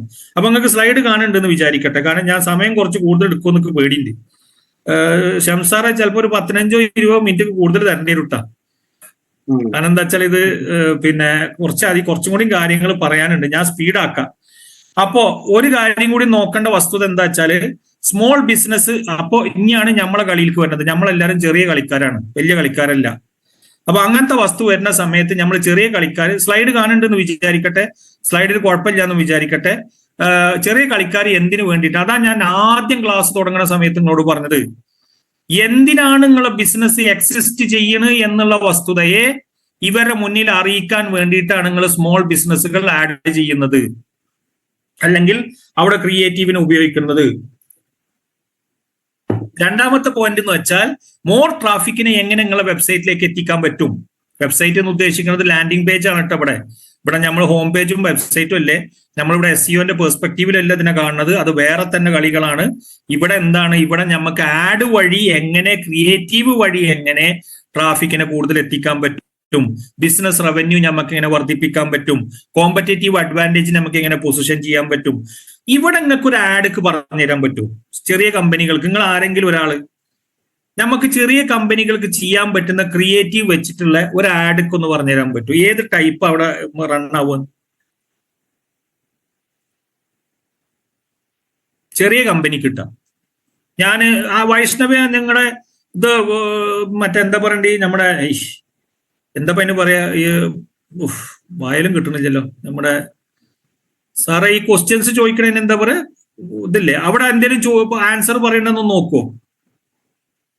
Q&A ചോദിക്കാം. ആ Q&A ഓക്കെ. ആരും ഒന്നും ആൻസർ പറഞ്ഞിട്ടില്ല, കുഴപ്പമില്ല. അപ്പൊ ഞാൻ ആ ഒരു ചോദ്യങ്ങളോട് ഇടുകയാണ്. നിങ്ങൾക്ക് Q&A ഒന്ന് ഉത്തരം പറഞ്ഞുതരാൻ നോക്കി. ചെറിയ കമ്പനിയെ സംബന്ധിച്ചിടത്തോളം ഓക്കെ, അവിടെ പിന്നെ നമുക്ക് ചെയ്യാൻ പറ്റുന്ന ഒരു ആഡ് ഞാൻ പറഞ്ഞുതരാം, ഇൻഫ്ലുവൻസർ മാർക്കറ്റിംഗ് ആണ്. അത് ഞാൻ എന്താന്നുള്ളത് Q&A കൃത്യമായിട്ട് നിങ്ങൾക്ക് ആൻസർ ചെയ്ത് തരാം. ഇനി പറയേണ്ടത് എന്താ വെച്ചാൽ psychology of colours in brands. ഇത് വളരെ കൃത്യമായിട്ട് നമ്മൾ എന്ത് ചെയ്യണം, ശ്രദ്ധിക്കണം. റെഡ് കൊണ്ട് എന്താണ് ഉദ്ദേശിക്കുന്നത്, യെല്ലോ കൊണ്ട് എന്താണ് ഉദ്ദേശിക്കുന്നത്, ബ്ലൂ കൊണ്ട് എന്താണ് ഉദ്ദേശിക്കുന്നത്, ഗ്രീൻ കൊണ്ട് എന്താണ് ഉദ്ദേശിക്കുന്നത്. റെഡ് ആണെങ്കിൽ ഇവിടെ ചിന്തിക്കേണ്ടത് ഇമോഷൻ തന്നെ സ്ട്രെങ്ത്, പാഷൻ, എക്സൈറ്റ്മെന്റ്. മറ്റോടത്താണെങ്കിൽ ഇമോഷൻ എന്താണ്, ഇന്റലക്ട്, ജോയ്, എനർജി. ഇവിടെ വളരെ അധികം ശ്രദ്ധിക്കേണ്ട കാര്യങ്ങളാണ് ഈ കളറുകൾ.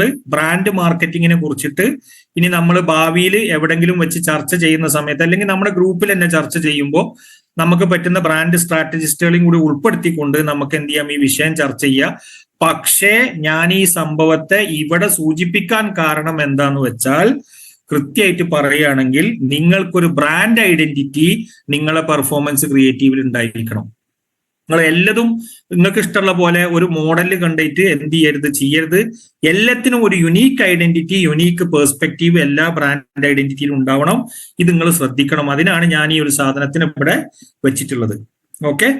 ഇനി ഞാൻ നേരത്തെ നിങ്ങളോടൊരു വാക്ക് പറഞ്ഞില്ലേ, എന്താണ് കോപ്പി റൈറ്റിംഗുകാർക്ക് ഭയങ്കര കഴിവാണെന്ന്. എന്താണത്? Writing is A super power, it cells when you are sleep. നിങ്ങൾ ഉറങ്ങണ സമയത്തും ഉറങ്ങാത്ത സമയത്തൊക്കെ നിങ്ങൾ എഴുതിയ സാധനം കൊണ്ട് എന്ത് ചെയ്യും, നിങ്ങൾക്ക് പൈസ കിട്ടും. അതാണ് എഴുത്തിന്റെ ഏറ്റവും വലിയ ശക്തി. It amplifies your voice around the globe. നിങ്ങളെ ലോകത്ത് അതൊക്കെ എവിടുന്ന, ഇതിന്റെ ഒക്കെ പണി എവിടുന്ന എടുക്കണമെന്ന് അറിയോ? അതാണ് മക്കളെ കോപ്പി റൈറ്റിംഗ്. ഇത് സ്ക്രീൻഷോട്ട് എടുത്തോളി. അത് എവിടെ കെടുക്കുന്നത് ആണ് കോപ്പി റൈറ്റിംഗ്.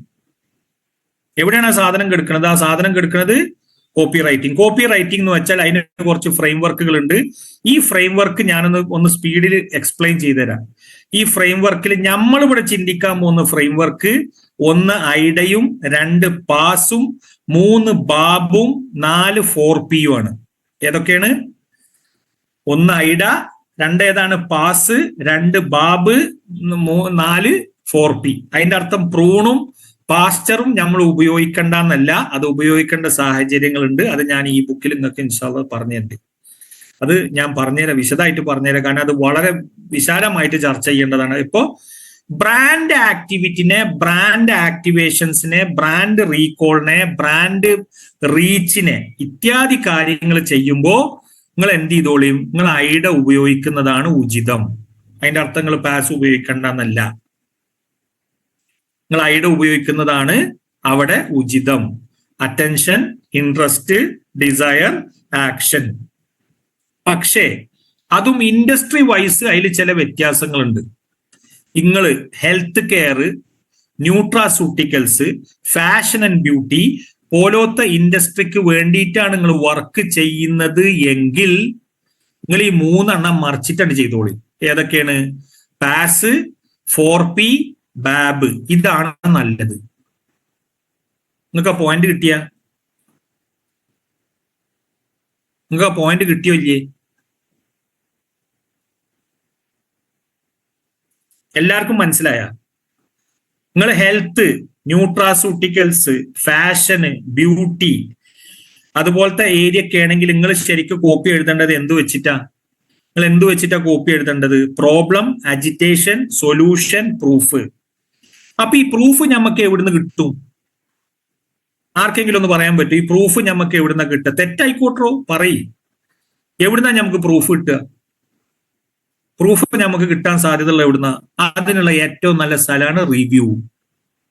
അപ്പൊ നിങ്ങൾ എന്നോട് ചോദിക്കും, സാറേ നമ്മളൊരു പുതിയ കമ്പനി ആകുമ്പോൾ എവിടുന്നാ സാറേ റിവ്യൂ കിട്ടുക? അതിനാണ് മക്കളെ നമ്മുടെ കോമ്പറ്റീറ്ററിനെ ബെഞ്ച് മാർക്ക് ചെയ്ത് കഴിഞ്ഞാൽ അവരെ ക്രിയേറ്റീവ്, അവരെ ഓഫർ, അവരെ ലാൻഡിംഗ് പേജ്, അവരെ വാല്യൂ പ്രൊപ്പോസിഷനിൽ ചെന്നാൽ കൃത്യമായിട്ട് അവർ റിവ്യൂ മൈനിങ് ടൂള് നടത്തിയാൽ എന്ത് ഫ്രസ്ട്രേഷൻ ആണ് കസ്റ്റമർ ഫേസ് ചെയ്യുന്നത് എന്ന വസ്തുത നമുക്ക് കൃത്യമായിട്ടുണ്ട് കിട്ടും. അതിന്റെ സൊല്യൂഷൻ ആയിട്ടാണ് നമ്മളിത് കൊടുക്കേണ്ടത്. ഐഡിയ കിട്ടിയ ഞങ്ങൾക്ക്?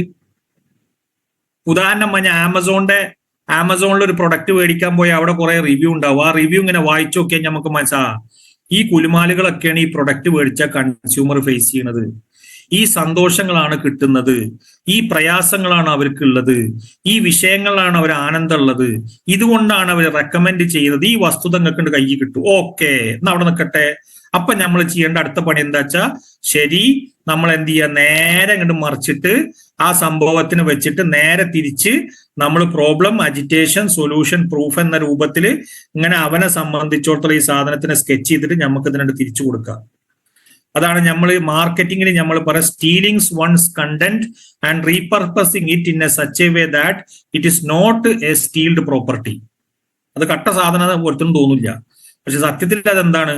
അത് മാർക്കറ്റിംഗിൽ ഈ പറയുന്ന ക്രിയേറ്റീവിന്റെ സൈഡ് വന്ന കുറെയൊക്കെ ഐഡിയേഷൻ ഫ്രം ഡിഫറെന്റ് ഐഡന്റിറ്റീസ് ആയിരിക്കും. അതിന്റെ അർത്ഥങ്ങൾ പുതിയ ഒരു സാധനം കണ്ടെത്താൻ വേണ്ടി വല്ലാതെ മെനക്കെടണ്ട. നിങ്ങളുടെ അടുത്ത് ഇഷ്ടംപോലെ ഐഡിയാസ് എവിടെ ഉണ്ട്? ഇന്റർനെറ്റിലുണ്ട്. ആ വസ്തുവിനെ വെച്ചുകൊണ്ട് നിങ്ങൾ കോപ്പി ചെയ്യുക. ക്ലിയർ ആയ? അപ്പൊ ഏതൊക്കെയാണ് കോപ്പി റൈറ്റിംഗ് ഫ്രെയിം വർക്ക്സ് നമ്മൾ പറഞ്ഞത്? പാസ് പറഞ്ഞു, 4P പറഞ്ഞു, ഐഡ പറഞ്ഞു, ബാബ് പറഞ്ഞു അല്ലെ? അവിടെ 2-3 ഇൻഡസ്ട്രികളെ കുറിച്ച് ഞാൻ പറഞ്ഞു. Nutraceuticals, health, beauty and fitness, health and fitness, പിന്നെ ഫുഡിന്റെ ഐറ്റംസ് ആണെങ്കിലും അവിടെ എന്ത് ചെയ്യുക, കൂടുതൽ ഉപയോഗിക്കേണ്ടത് ഈ ഐഡ അല്ല. ഐഡ ഉപയോഗിക്കേണ്ട സ്ഥലം ഫുഡിലുണ്ട്, പക്ഷെ അവിടെ ചില സന്ദർഭങ്ങളിൽ പ്രത്യേകിച്ച് ഇമീഡിയറ്റ് അറ്റൻഷൻ കിട്ടാൻ, ഒരു പ്രോബ്ലം സ്റ്റേറ്റ്മെന്റിനുള്ള സൊല്യൂഷൻ ആയിട്ട് കിട്ടാനാണെങ്കിൽ അവിടെ ഈ പറയുന്ന 4Pയും ബാബും പാസും ഉപയോഗിക്കുകയാണ് നല്ലത്. ഇനി നമ്മൾ ഐഡനെ കുറിച്ച് ഇവിടെ പറഞ്ഞു. ഐഡിയയിൽ എന്തൊക്കെ കാര്യങ്ങളാണ് വേണ്ടി എന്നുള്ള പോയിന്റുകളാണ് ഇവിടെ സംസാരിക്കേണ്ടത്. ഐ കാച്ചിങ് ഹെഡ്ലൈൻ ആയിരിക്കണം, fresh provocative visuals of imagery to grab attention, hyper personalization to deliver a target message. ഇത്രയും കാര്യമാണ് അവിടെ ഉണ്ടാവേണ്ടത്. അപ്പോ ഇത് കഴിഞ്ഞാൽ ഒരു വിന്നിങ് ആഡിന്റെ ഫോർമുലയാണ്. ഇത് വേണമെങ്കിൽ സ്ക്രീൻഷോട്ട് എടുത്തോളി. ഒരു വിന്നിങ് ആഡിന്റെ ഫോർമുല എന്താന്നുള്ളതാണ് ഞാൻ പറയുന്നത്. ഇതൊന്ന് സ്ക്രീൻഷോട്ട് എടുത്തോളി. ആയിരക്കണക്കിന് ആഡ്സ് ഞാൻ പല ടൂളുകളും വെച്ചിട്ട് പഠിച്ച സമയത്ത് എനിക്ക് ഒരു വർഷം കൊണ്ട് കിട്ടിയ ഡാറ്റയാണിത്. ആ ഡാറ്റയിൽ ഏറ്റവും വിന്നിങ് ആയിട്ട് എനിക്ക് തോന്നിയ ക്രിയേറ്റീവിന്റെ ആംഗിൾ ഏതൊക്കെയാണ്? 1 us versus them, 2 testimonial, 3 before and after, 4 press release screenshot, 5 ഫൗണ്ടറിന്റെ ad, 6 review screenshot, 7 problems solution. പക്ഷെ ഇതിന്റെ കൂടെ തന്നെ പിന്നെ നമുക്ക് എന്ത് ചെയ്യുക, പോഡ്കാസ്റ്റ് മെത്തേഡും ഇപ്പൊ അവിടെ ഇതാണ്, ഇൻഫ്ലുവൻസർ ആഡും അവിടെ ഇതാണ്, വൈറ്റ് ലിസ്റ്റിംഗ് എന്ന് പറയുന്ന ആഡും. വൈറ്റ് ലിസ്റ്റിംഗ് പറഞ്ഞാൽ വളരെ സിമ്പിൾ ആയിട്ട് ഞാൻ പറയാം, ഇൻഫ്ലുവൻസറിന്റെ പേജും കൂടി കൊലാബ് ചെയ്ത് ചെയ്യുന്ന ആഡിനാണ് വൈറ്റ് ലിസ്റ്റിംഗ് ആഡ് എന്ന് പറയാം. അപ്പൊ ഈ മെത്തേഡുകളൊക്കെയാണ് ഏറ്റവും കൂടുതൽ ഇമ്പോർട്ടന്റ് ആയിട്ട് എടുക്കുന്ന ഏറ്റവും. ഇത് നിങ്ങൾ സ്ക്രീൻഷോട്ട് എടുത്തുക്കണോ? ഇത് സ്ക്രീൻഷോട്ട് എടുത്തുക്കണോ? us versus them, testimonial, before and after, press release screenshot, founder ad, review screenshot, problem solution. ഇനി ഇതിന്റെ ഓരോന്നിന്റെയും എക്സാമ്പിൾ ആണ്. ഇത് കണ്ടങ്ങൾ കോപ്പി റൈറ്ററിന്റെ കഴിവ്, ഒരു പെർഫോമൻസ് ക്രിയേറ്റീവിനെ സംബന്ധിച്ചിടത്തോളം കോപ്പി റൈറ്ററിന്റെ കഴിവാണ് ഈ പറഞ്ഞത്. കണ്ട, എക്സാമ്പിൾ വിത്ത് പോസിറ്റീവ് ഹെഡ്ലൈന്, എക്സാമ്പിൾ വിത്ത് നെഗറ്റീവ് ഹെഡ്ലൈന്, രണ്ടും തമ്മിലുള്ള വ്യത്യാസം കണ്ടോ? ഡേറ്റ് യുവർ സെൽഫ് ഇവിടെ കണ്ട എങ്ങനെയാണ് നെഗറ്റീവ് പോസിറ്റീവ് ശരിക്കും ഇതാക്കണം എന്നുള്ളതിന്റെ ഒരു എക്സാമ്പിൾ ആണ് ഈ കൊടുത്തിരുന്നത്. ഇത് നിങ്ങൾ എന്ത് ചെയ്തോളി. ഇവിടെ ഒരു പോയിന്റ് നിങ്ങൾക്ക് ഒരു രഹസ്യം പഠിപ്പിച്ചാറുണ്ട് ഞാൻ. ഇതൊരു സീക്രട്ടാണ്. നിങ്ങൾ ഇമേജ് എഴുതുമ്പോൾ എപ്പോഴും പോസിറ്റീവിൽ നിന്ന് നെഗറ്റീവിലേക്ക് മറിക്കുക. വീഡിയോ ഉണ്ടാക്കുമ്പോൾ എപ്പോഴും നെഗറ്റീവ് ആദ്യം പറഞ്ഞിട്ട് പോസിറ്റീവിലേക്ക് തിരിക്കുക. നിങ്ങൾക്ക് ആ പോയിന്റ് ക്ലിയർ ആക്കണമെങ്കിൽ തംസപ്പ് അടിക്കും, ഇല്ലെങ്കിൽ ഞാൻ വീണ്ടും പറഞ്ഞുതരാം. കിട്ടി? ഇമേജ് എഴുതുമ്പോൾ എന്താ ചെയ്യേണ്ടത്? എപ്പോഴും പോസിറ്റീവിൽ നിന്ന് നെഗറ്റീവിലേക്ക് തിരിക്കുക. വീഡിയോ ആവുമ്പോൾ എന്താ ചെയ്യേണ്ടത്? നെഗറ്റീവ് പറഞ്ഞിട്ട് നിങ്ങൾ നേരെ പോസിറ്റീവിലേക്ക് വരിക. ഇത് നിങ്ങൾ ശ്രദ്ധിക്കണം. എപ്പോഴും ക്രിയേറ്റീവ്, പോസിറ്റീവും നെഗറ്റീവും ഹെഡ്ലൈൻ ഉപയോഗിക്കുന്ന സമയത്ത് ശ്രദ്ധിക്കേണ്ട ഒരു പോയിന്റ് ആണ്. പിന്നെ ബ്രാൻഡഡും നോൺ ബ്രാൻഡഡും ആഡ് ഇങ്ങനെയാണ് ചെയ്യുക. ബ്രാൻഡഡും നോൺ ബ്രാൻഡഡ് ആഡും എന്താണ്, ഈ രൂപത്തിലാണ് നിങ്ങൾക്ക് എന്ത് എക്സാമ്പിൾ ഇത് സ്ക്രീൻഷോട്ട് എടുത്തോളിയും. പക്ഷെ ഇവിടെ ശ്രദ്ധിക്കേണ്ട ഏറ്റവും വലിയ വസ്തുത, പെർഫോമൻസ് ക്രിയേറ്റീവിനെ സംബന്ധിച്ചിടത്തോളം 66% ആഡും കൺവേർട്ട് ചെയ്യുക നോൺ ബ്രാൻഡ് ആയാലാണ്. അതാണ് ചില കൺസ്യൂമർക്ക് അമച്ചർ ആഡുകളും എന്ത് ചെയ്യും, വിജയിക്കാറുണ്ട്. വലിയ സെറ്റപ്പിലും വലിയ കാര്യത്തിലും വലിയ കാരിക്കേച്ചറിലൊന്നും ചെയ്യേണ്ട ആവശ്യമൊന്നുമില്ല. സത്യസന്ധമായിട്ടൊരു അമച്ചർ ക്യാമറയിൽ എടുത്താലും അത് വിജയിക്കാറുണ്ട്. അതിന് ഡേറ്റ പോയിന്റുകൾ ഉണ്ട്. അതാണ് അവിടെ നോൺ ബ്രാൻഡഡ് ആഡ് വിജയിക്കാം എന്ന സാധ്യത പറഞ്ഞത്. ക്ലിയർ ആയാ? ഇനി അടുത്തത് ക്ലിയർ വേഴ്സസ് ക്ലെവർ ഹെഡ്ലൈൻസ്. ഇത് നിങ്ങൾ ഫോട്ടോ സ്ക്രീൻഷോട്ട് എടുത്തോളൂ. ക്ലിയർ വേഴ്സസ് ക്ലെവർ ഹെഡ്ലൈൻസ് എന്ന് പറഞ്ഞാൽ ക്ലിയർ ആയിട്ട് നിങ്ങൾക്ക് ഒരു ഹെഡ്ലൈൻ എഴുതുക, ക്ലെവർ ആയിട്ട് നിങ്ങൾക്ക് ഒരു ആഡ് ചെയ്യുക. അവിടെ കൂടുതലും സെറ്റപ്പ് ഏതിനായിരിക്കും? ക്ലെവർ. ചില ഇൻഡസ്ട്രികൾക്ക്, ഇപ്പൊ എക്സാമ്പിൾ പറയണമെങ്കിൽ സാധാരണഗതിയിൽ ക്ലിയർ ആഡാണ് കൂടുതലും കൺവേർട്ട് ആവുക. പക്ഷെ ചില ഇൻഡസ്ട്രികൾക്ക് ഒന്നുകൂടിയും അതിനെ ഒരു കോപ്പി കാച്ചിങ് ആവാൻ കിട്ടുക. ഹെൽത്ത്, ന്യൂട്രാസ്യൂട്ടിക്കൽസ്, ഫുഡല്ല ഹെൽത്ത് ന്യൂട്രാസ്യൂട്ടിക്കൽസ് പോലത്തതിനൊക്കെ ക്ലെവർ ആഡിനും വിജയിക്കാറുണ്ട്. ഇപ്പൊ നമ്മൾ വൈറ്റമിൻസിന്റെ ഒക്കെ കാര്യം പറയുകയാണെങ്കിൽ ഒന്നുകൂടി നമുക്ക് അവിടെ തോന്നും. പിന്നെ അതിന്റെ ഡിസ്ക്രിപ്ഷൻ കണ്ടു കഴിഞ്ഞാൽ നമുക്ക് ഒന്നുകൂടി ഇൻട്രസ്റ്റ് വരികയും ചെയ്യാം. പക്ഷെ ബാക്കിയുള്ളിടത്തൊക്കെ ക്ലിയർ ആഡ്സിനാണ് ഒന്നും കൂടി സാധ്യത ഉള്ളത്. ഇത് നിങ്ങൾ പഠിച്ചോളി. ഇത് കഴിഞ്ഞ ക്വസ്റ്റ്യൻ വേഴ്സസ് സ്റ്റേറ്റ്മെന്റ്. ഒരു ക്വസ്റ്റ്യൻ വെച്ചിട്ടുള്ളത് ഒരു ഇമേജ് സ്റ്റേറ്റ്മെന്റ് വെച്ചിട്ട് ഇതും നമുക്ക് കൺവേർട്ട് ചെയ്യാൻ സാധ്യത ഉള്ളതാണ്. പിന്നെ പ്രൊഡക്റ്റ് വിത്തൗട്ട് പ്രൊഡക്റ്റ് ആഡ്. ഒരു പ്രൊഡക്റ്റ് പറയുക, ആ പ്രൊഡക്റ്റിന്റെ കൂടെ പ്രൊഡക്റ്റ് ഇല്ലാതെയും പറയുക. അങ്ങനെ രണ്ട് സംഭവം എന്ത് ചെയ്യുക, ഇതൊരു ആഡാണ്. പിന്നെ ടെക്സ്റ്റ് ഉള്ളതും ടെക്സ്റ്റ് ഹെവി ആഡും ടെക്സ്റ്റ് ഇല്ലാത്തതുമായ ആഡ്, ഇതിനും നമുക്ക് കൺവേർഷൻ കിട്ടാറുണ്ട്. അവിടെ സ്റ്റാറ്റിസ്റ്റിക്സ് ഇതൊക്കെ സ്ക്രീൻഷോട്ട് എടുത്തോളും. 18% of the winning ads for text heavy. പക്ഷെ 82% വിന്നിംഗ് ആഡ്സും എന്താണ്, ടെക്സ്റ്റ് കൂടുതൽ ഇല്ലാത്തതാണ്. ഇനി അടുത്തത് സോഷ്യൽ പ്രൂഫ്. ഭയങ്കര ഇമ്പോർട്ടന്റ് ആണ് ഈ point. Social proof versus non social proof. ഇത് നിങ്ങൾ എന്തായാലും ഇത് സ്ക്രീൻഷോട്ട് മാത്രമല്ല, ഇതിനെ കുറിച്ചിട്ട് ഞാൻ എന്തായാലും ഒരു ആർട്ടിക്കിൾ വിശദമായിട്ട് ഞാൻ എഴുതും. ഞാൻ നിങ്ങൾ ഗ്രൂപ്പിലിടാം. കാരണം ഇത് വളരെ ഇമ്പോർട്ടന്റ് ആയിട്ട് പെർസ്പെക്റ്റീവില് ചിന്തിക്കേണ്ട ഒരു ആഡ് ടൈപ്പിൽ ഒന്നാണ്. അതേപോലെ ഇമോഷണലി ഇവോക്കിംഗ്. കണ്ട, ഇമോഷൻ എങ്ങനെ കത്തിക്കാം എന്നുള്ളത്, വൈകാരികതനെ എങ്ങനെ കത്തിക്കാം എന്നുള്ളൊരു പോയിന്റിനെ നിങ്ങൾ എന്ത് ചെയ്യുക, ചിന്തിക്കണം. പിന്നെ review, screenshot, problem versus solution. കണ്ട, ഈ മെത്തേഡുകളാണ് നിങ്ങൾ ആഡിൽ കൂടുതലും ചിന്തിക്കേണ്ടതായിട്ടുള്ളത്. പിന്നെ ഞാൻ നേരത്തെ പറഞ്ഞില്ലേ, ഫൗണ്ടറിന്റെ ആഡ്, ടെസ്റ്റിമോണിയൽ ആഡ്. ഫൗണ്ടറിന്റെ ആഡ്, ടെസ്റ്റിമോണിയൽ ആഡ്. കണ്ട, ഫൗണ്ടറിന് ഏതാണ് ടൈപ്പ് ആഡ് കൊടുക്കുക, ടെസ്റ്റിമോണിയലിന് ഏതാണ്, അത് വളരെയധികം ഇമ്പോർട്ടന്റ് ആണ്. ഇതൊക്കെ പെർഫോമൻസ് ക്രിയേറ്റീവിനെ സംബന്ധിച്ചിടത്തോളം. ഇനി അടുത്തത് split screen window, story telling add. ഇതൊക്കെ നിങ്ങൾ ഒരുപാട് കമ്പനികൾക്ക് കണ്ടിട്ടുണ്ടാവും. ഇപ്പൊ എക്സാമ്പിൾ പറഞ്ഞാല് പിന്നെ മിന്ത്ര, നൈക്ക, പിന്നെ എന്താണ് അക്വാലോജിക്, അങ്ങനത്തെ കമ്പനികൾ, മാമ-എർത്ത്, ഇവരൊക്കെ ഉപയോഗിക്കുന്ന മെത്തേഡുകളാണത്. ഇനി ഞാൻ നിങ്ങൾക്ക് വേറെ ഇത് ഞാൻ സ്പീഡിൽ അടിച്ചു വിട്ടാൽ നിങ്ങൾ പേടിക്കണ്ട. കാരണം ഇതിന്റെ ബുക്ക്ലെറ്റ് ഞങ്ങൾക്ക് ഇപ്പൊ തരാം. കഴിഞ്ഞാൽ ഞങ്ങൾക്ക് 3 എണ്ണം തരും. Reasons wise, stock footage ad, ഇങ്ങനത്തെ ആഡുകളാണ് ഉള്ളത്. Podcast ad, public opinion ad. നിങ്ങൾക്ക് ഈ കമ്പനി അറിയുണ്ടാവും, ഒരു സ്പ്രേ കമ്പനിയാണ്. വളരെ പെട്ടെന്ന് ബെല്ലാവിറ്റ എന്ന് പറഞ്ഞ കമ്പനി 200 കോടി രൂപ ഒറ്റ വർഷം കൊണ്ട് പ്രോഫിറ്റ് ആയിട്ട് മാത്രം ഉണ്ടാക്കിയൊരു കമ്പനിയാണ് ഈ മുതലാളി. പബ്ലിക് ഒപ്പീനിയൻ ആഡ് എന്നാണ് അതിന് പറയുക. പിന്നെ before and after add, image add. അപ്പൊ ഇത്രയും കഴിഞ്ഞാൽ നമ്മൾ ഏതൊക്കെ മെട്രിക്കുകളാണ് കൃത്യമായിട്ട് ഫോളോ ചെയ്യേണ്ടതെന്ന് ഇവിടെ പറയാം. 1 click through rate, 2 CPM, CPC, conversion rate.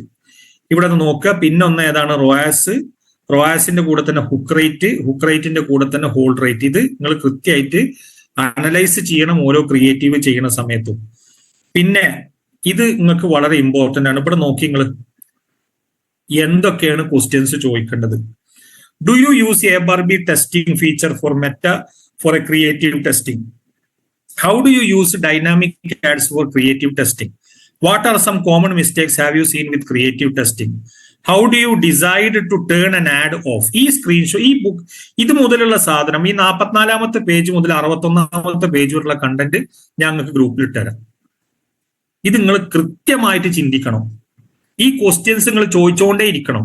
ഞാൻ എന്തിനത് ചെയ്യണം, ഞാൻ എപ്പത് ചെയ്യണം, ഞാൻ എന്തിനത് ചെയ്യാൻ പാടില്ല, ഞാൻ എന്തിനത് ഇപ്പൊ ചെയ്തിട്ടില്ലെങ്കിൽ വരുന്ന പ്രശ്നം എന്താണെന്നുള്ള നിങ്ങൾ കൃത്യമായിട്ട് മനസ്സിലാക്കണം. ക്ലിയർ ആവണ്ട. പിന്നെ ഈ ക്വസ്റ്റ്യൻസ് നിങ്ങൾ ആലോചിച്ചൊന്ന് വായിച്ചു നോക്കി നിങ്ങൾ. Once you find a winner, how do you iterate on the existing winning add?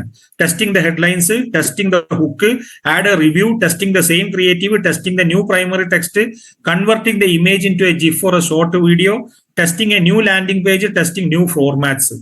What are the some other high leverage experiments I can run?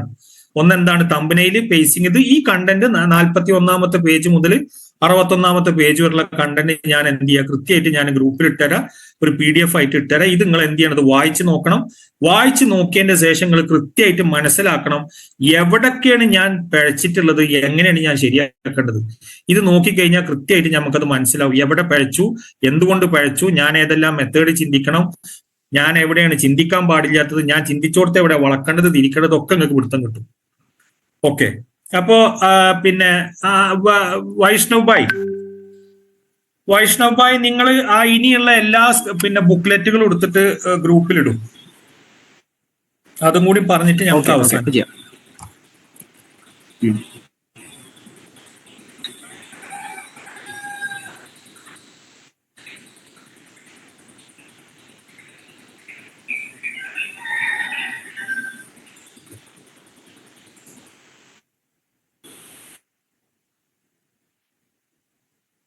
ഇത് ഈ ഭാഗം ഞാൻ പുസ്തകമായിട്ട് നിങ്ങൾക്ക് തരും, എപ്പ തന്നെ തരുവേ. ഇത് ഞാൻ മീഡിയ പ്ലാനിങ്ങും മീഡിയ ബൈങ്ങിനും വന്നതായത് കൊണ്ടാണ് ഞാൻ അത് കൂടുതൽ എക്സ്പ്ലെയിൻ ചെയ്യാത്തത്. ബാക്കിയുള്ള കാര്യങ്ങൾ ഞാൻ പറഞ്ഞുതരാം. വൈഷ്ണവ് ഭായി അത് ഇട്ടോ?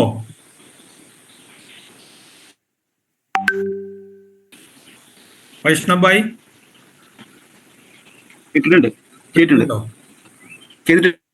ഒരു മിനിറ്റ്. ഇത് എങ്ങനെ അടുത്ത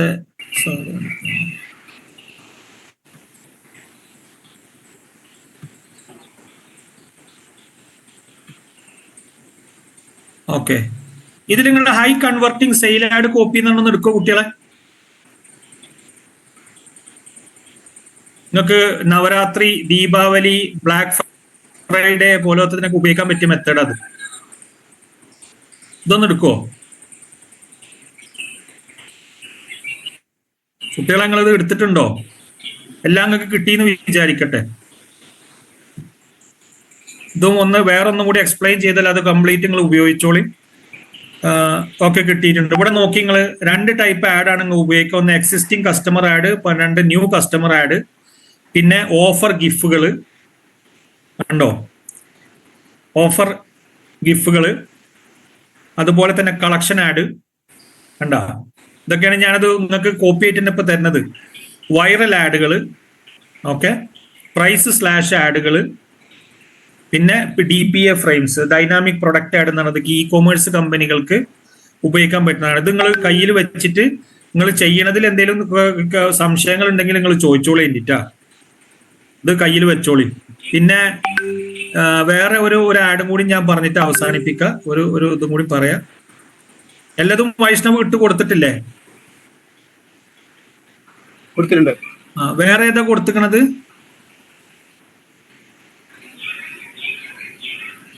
പിന്നെ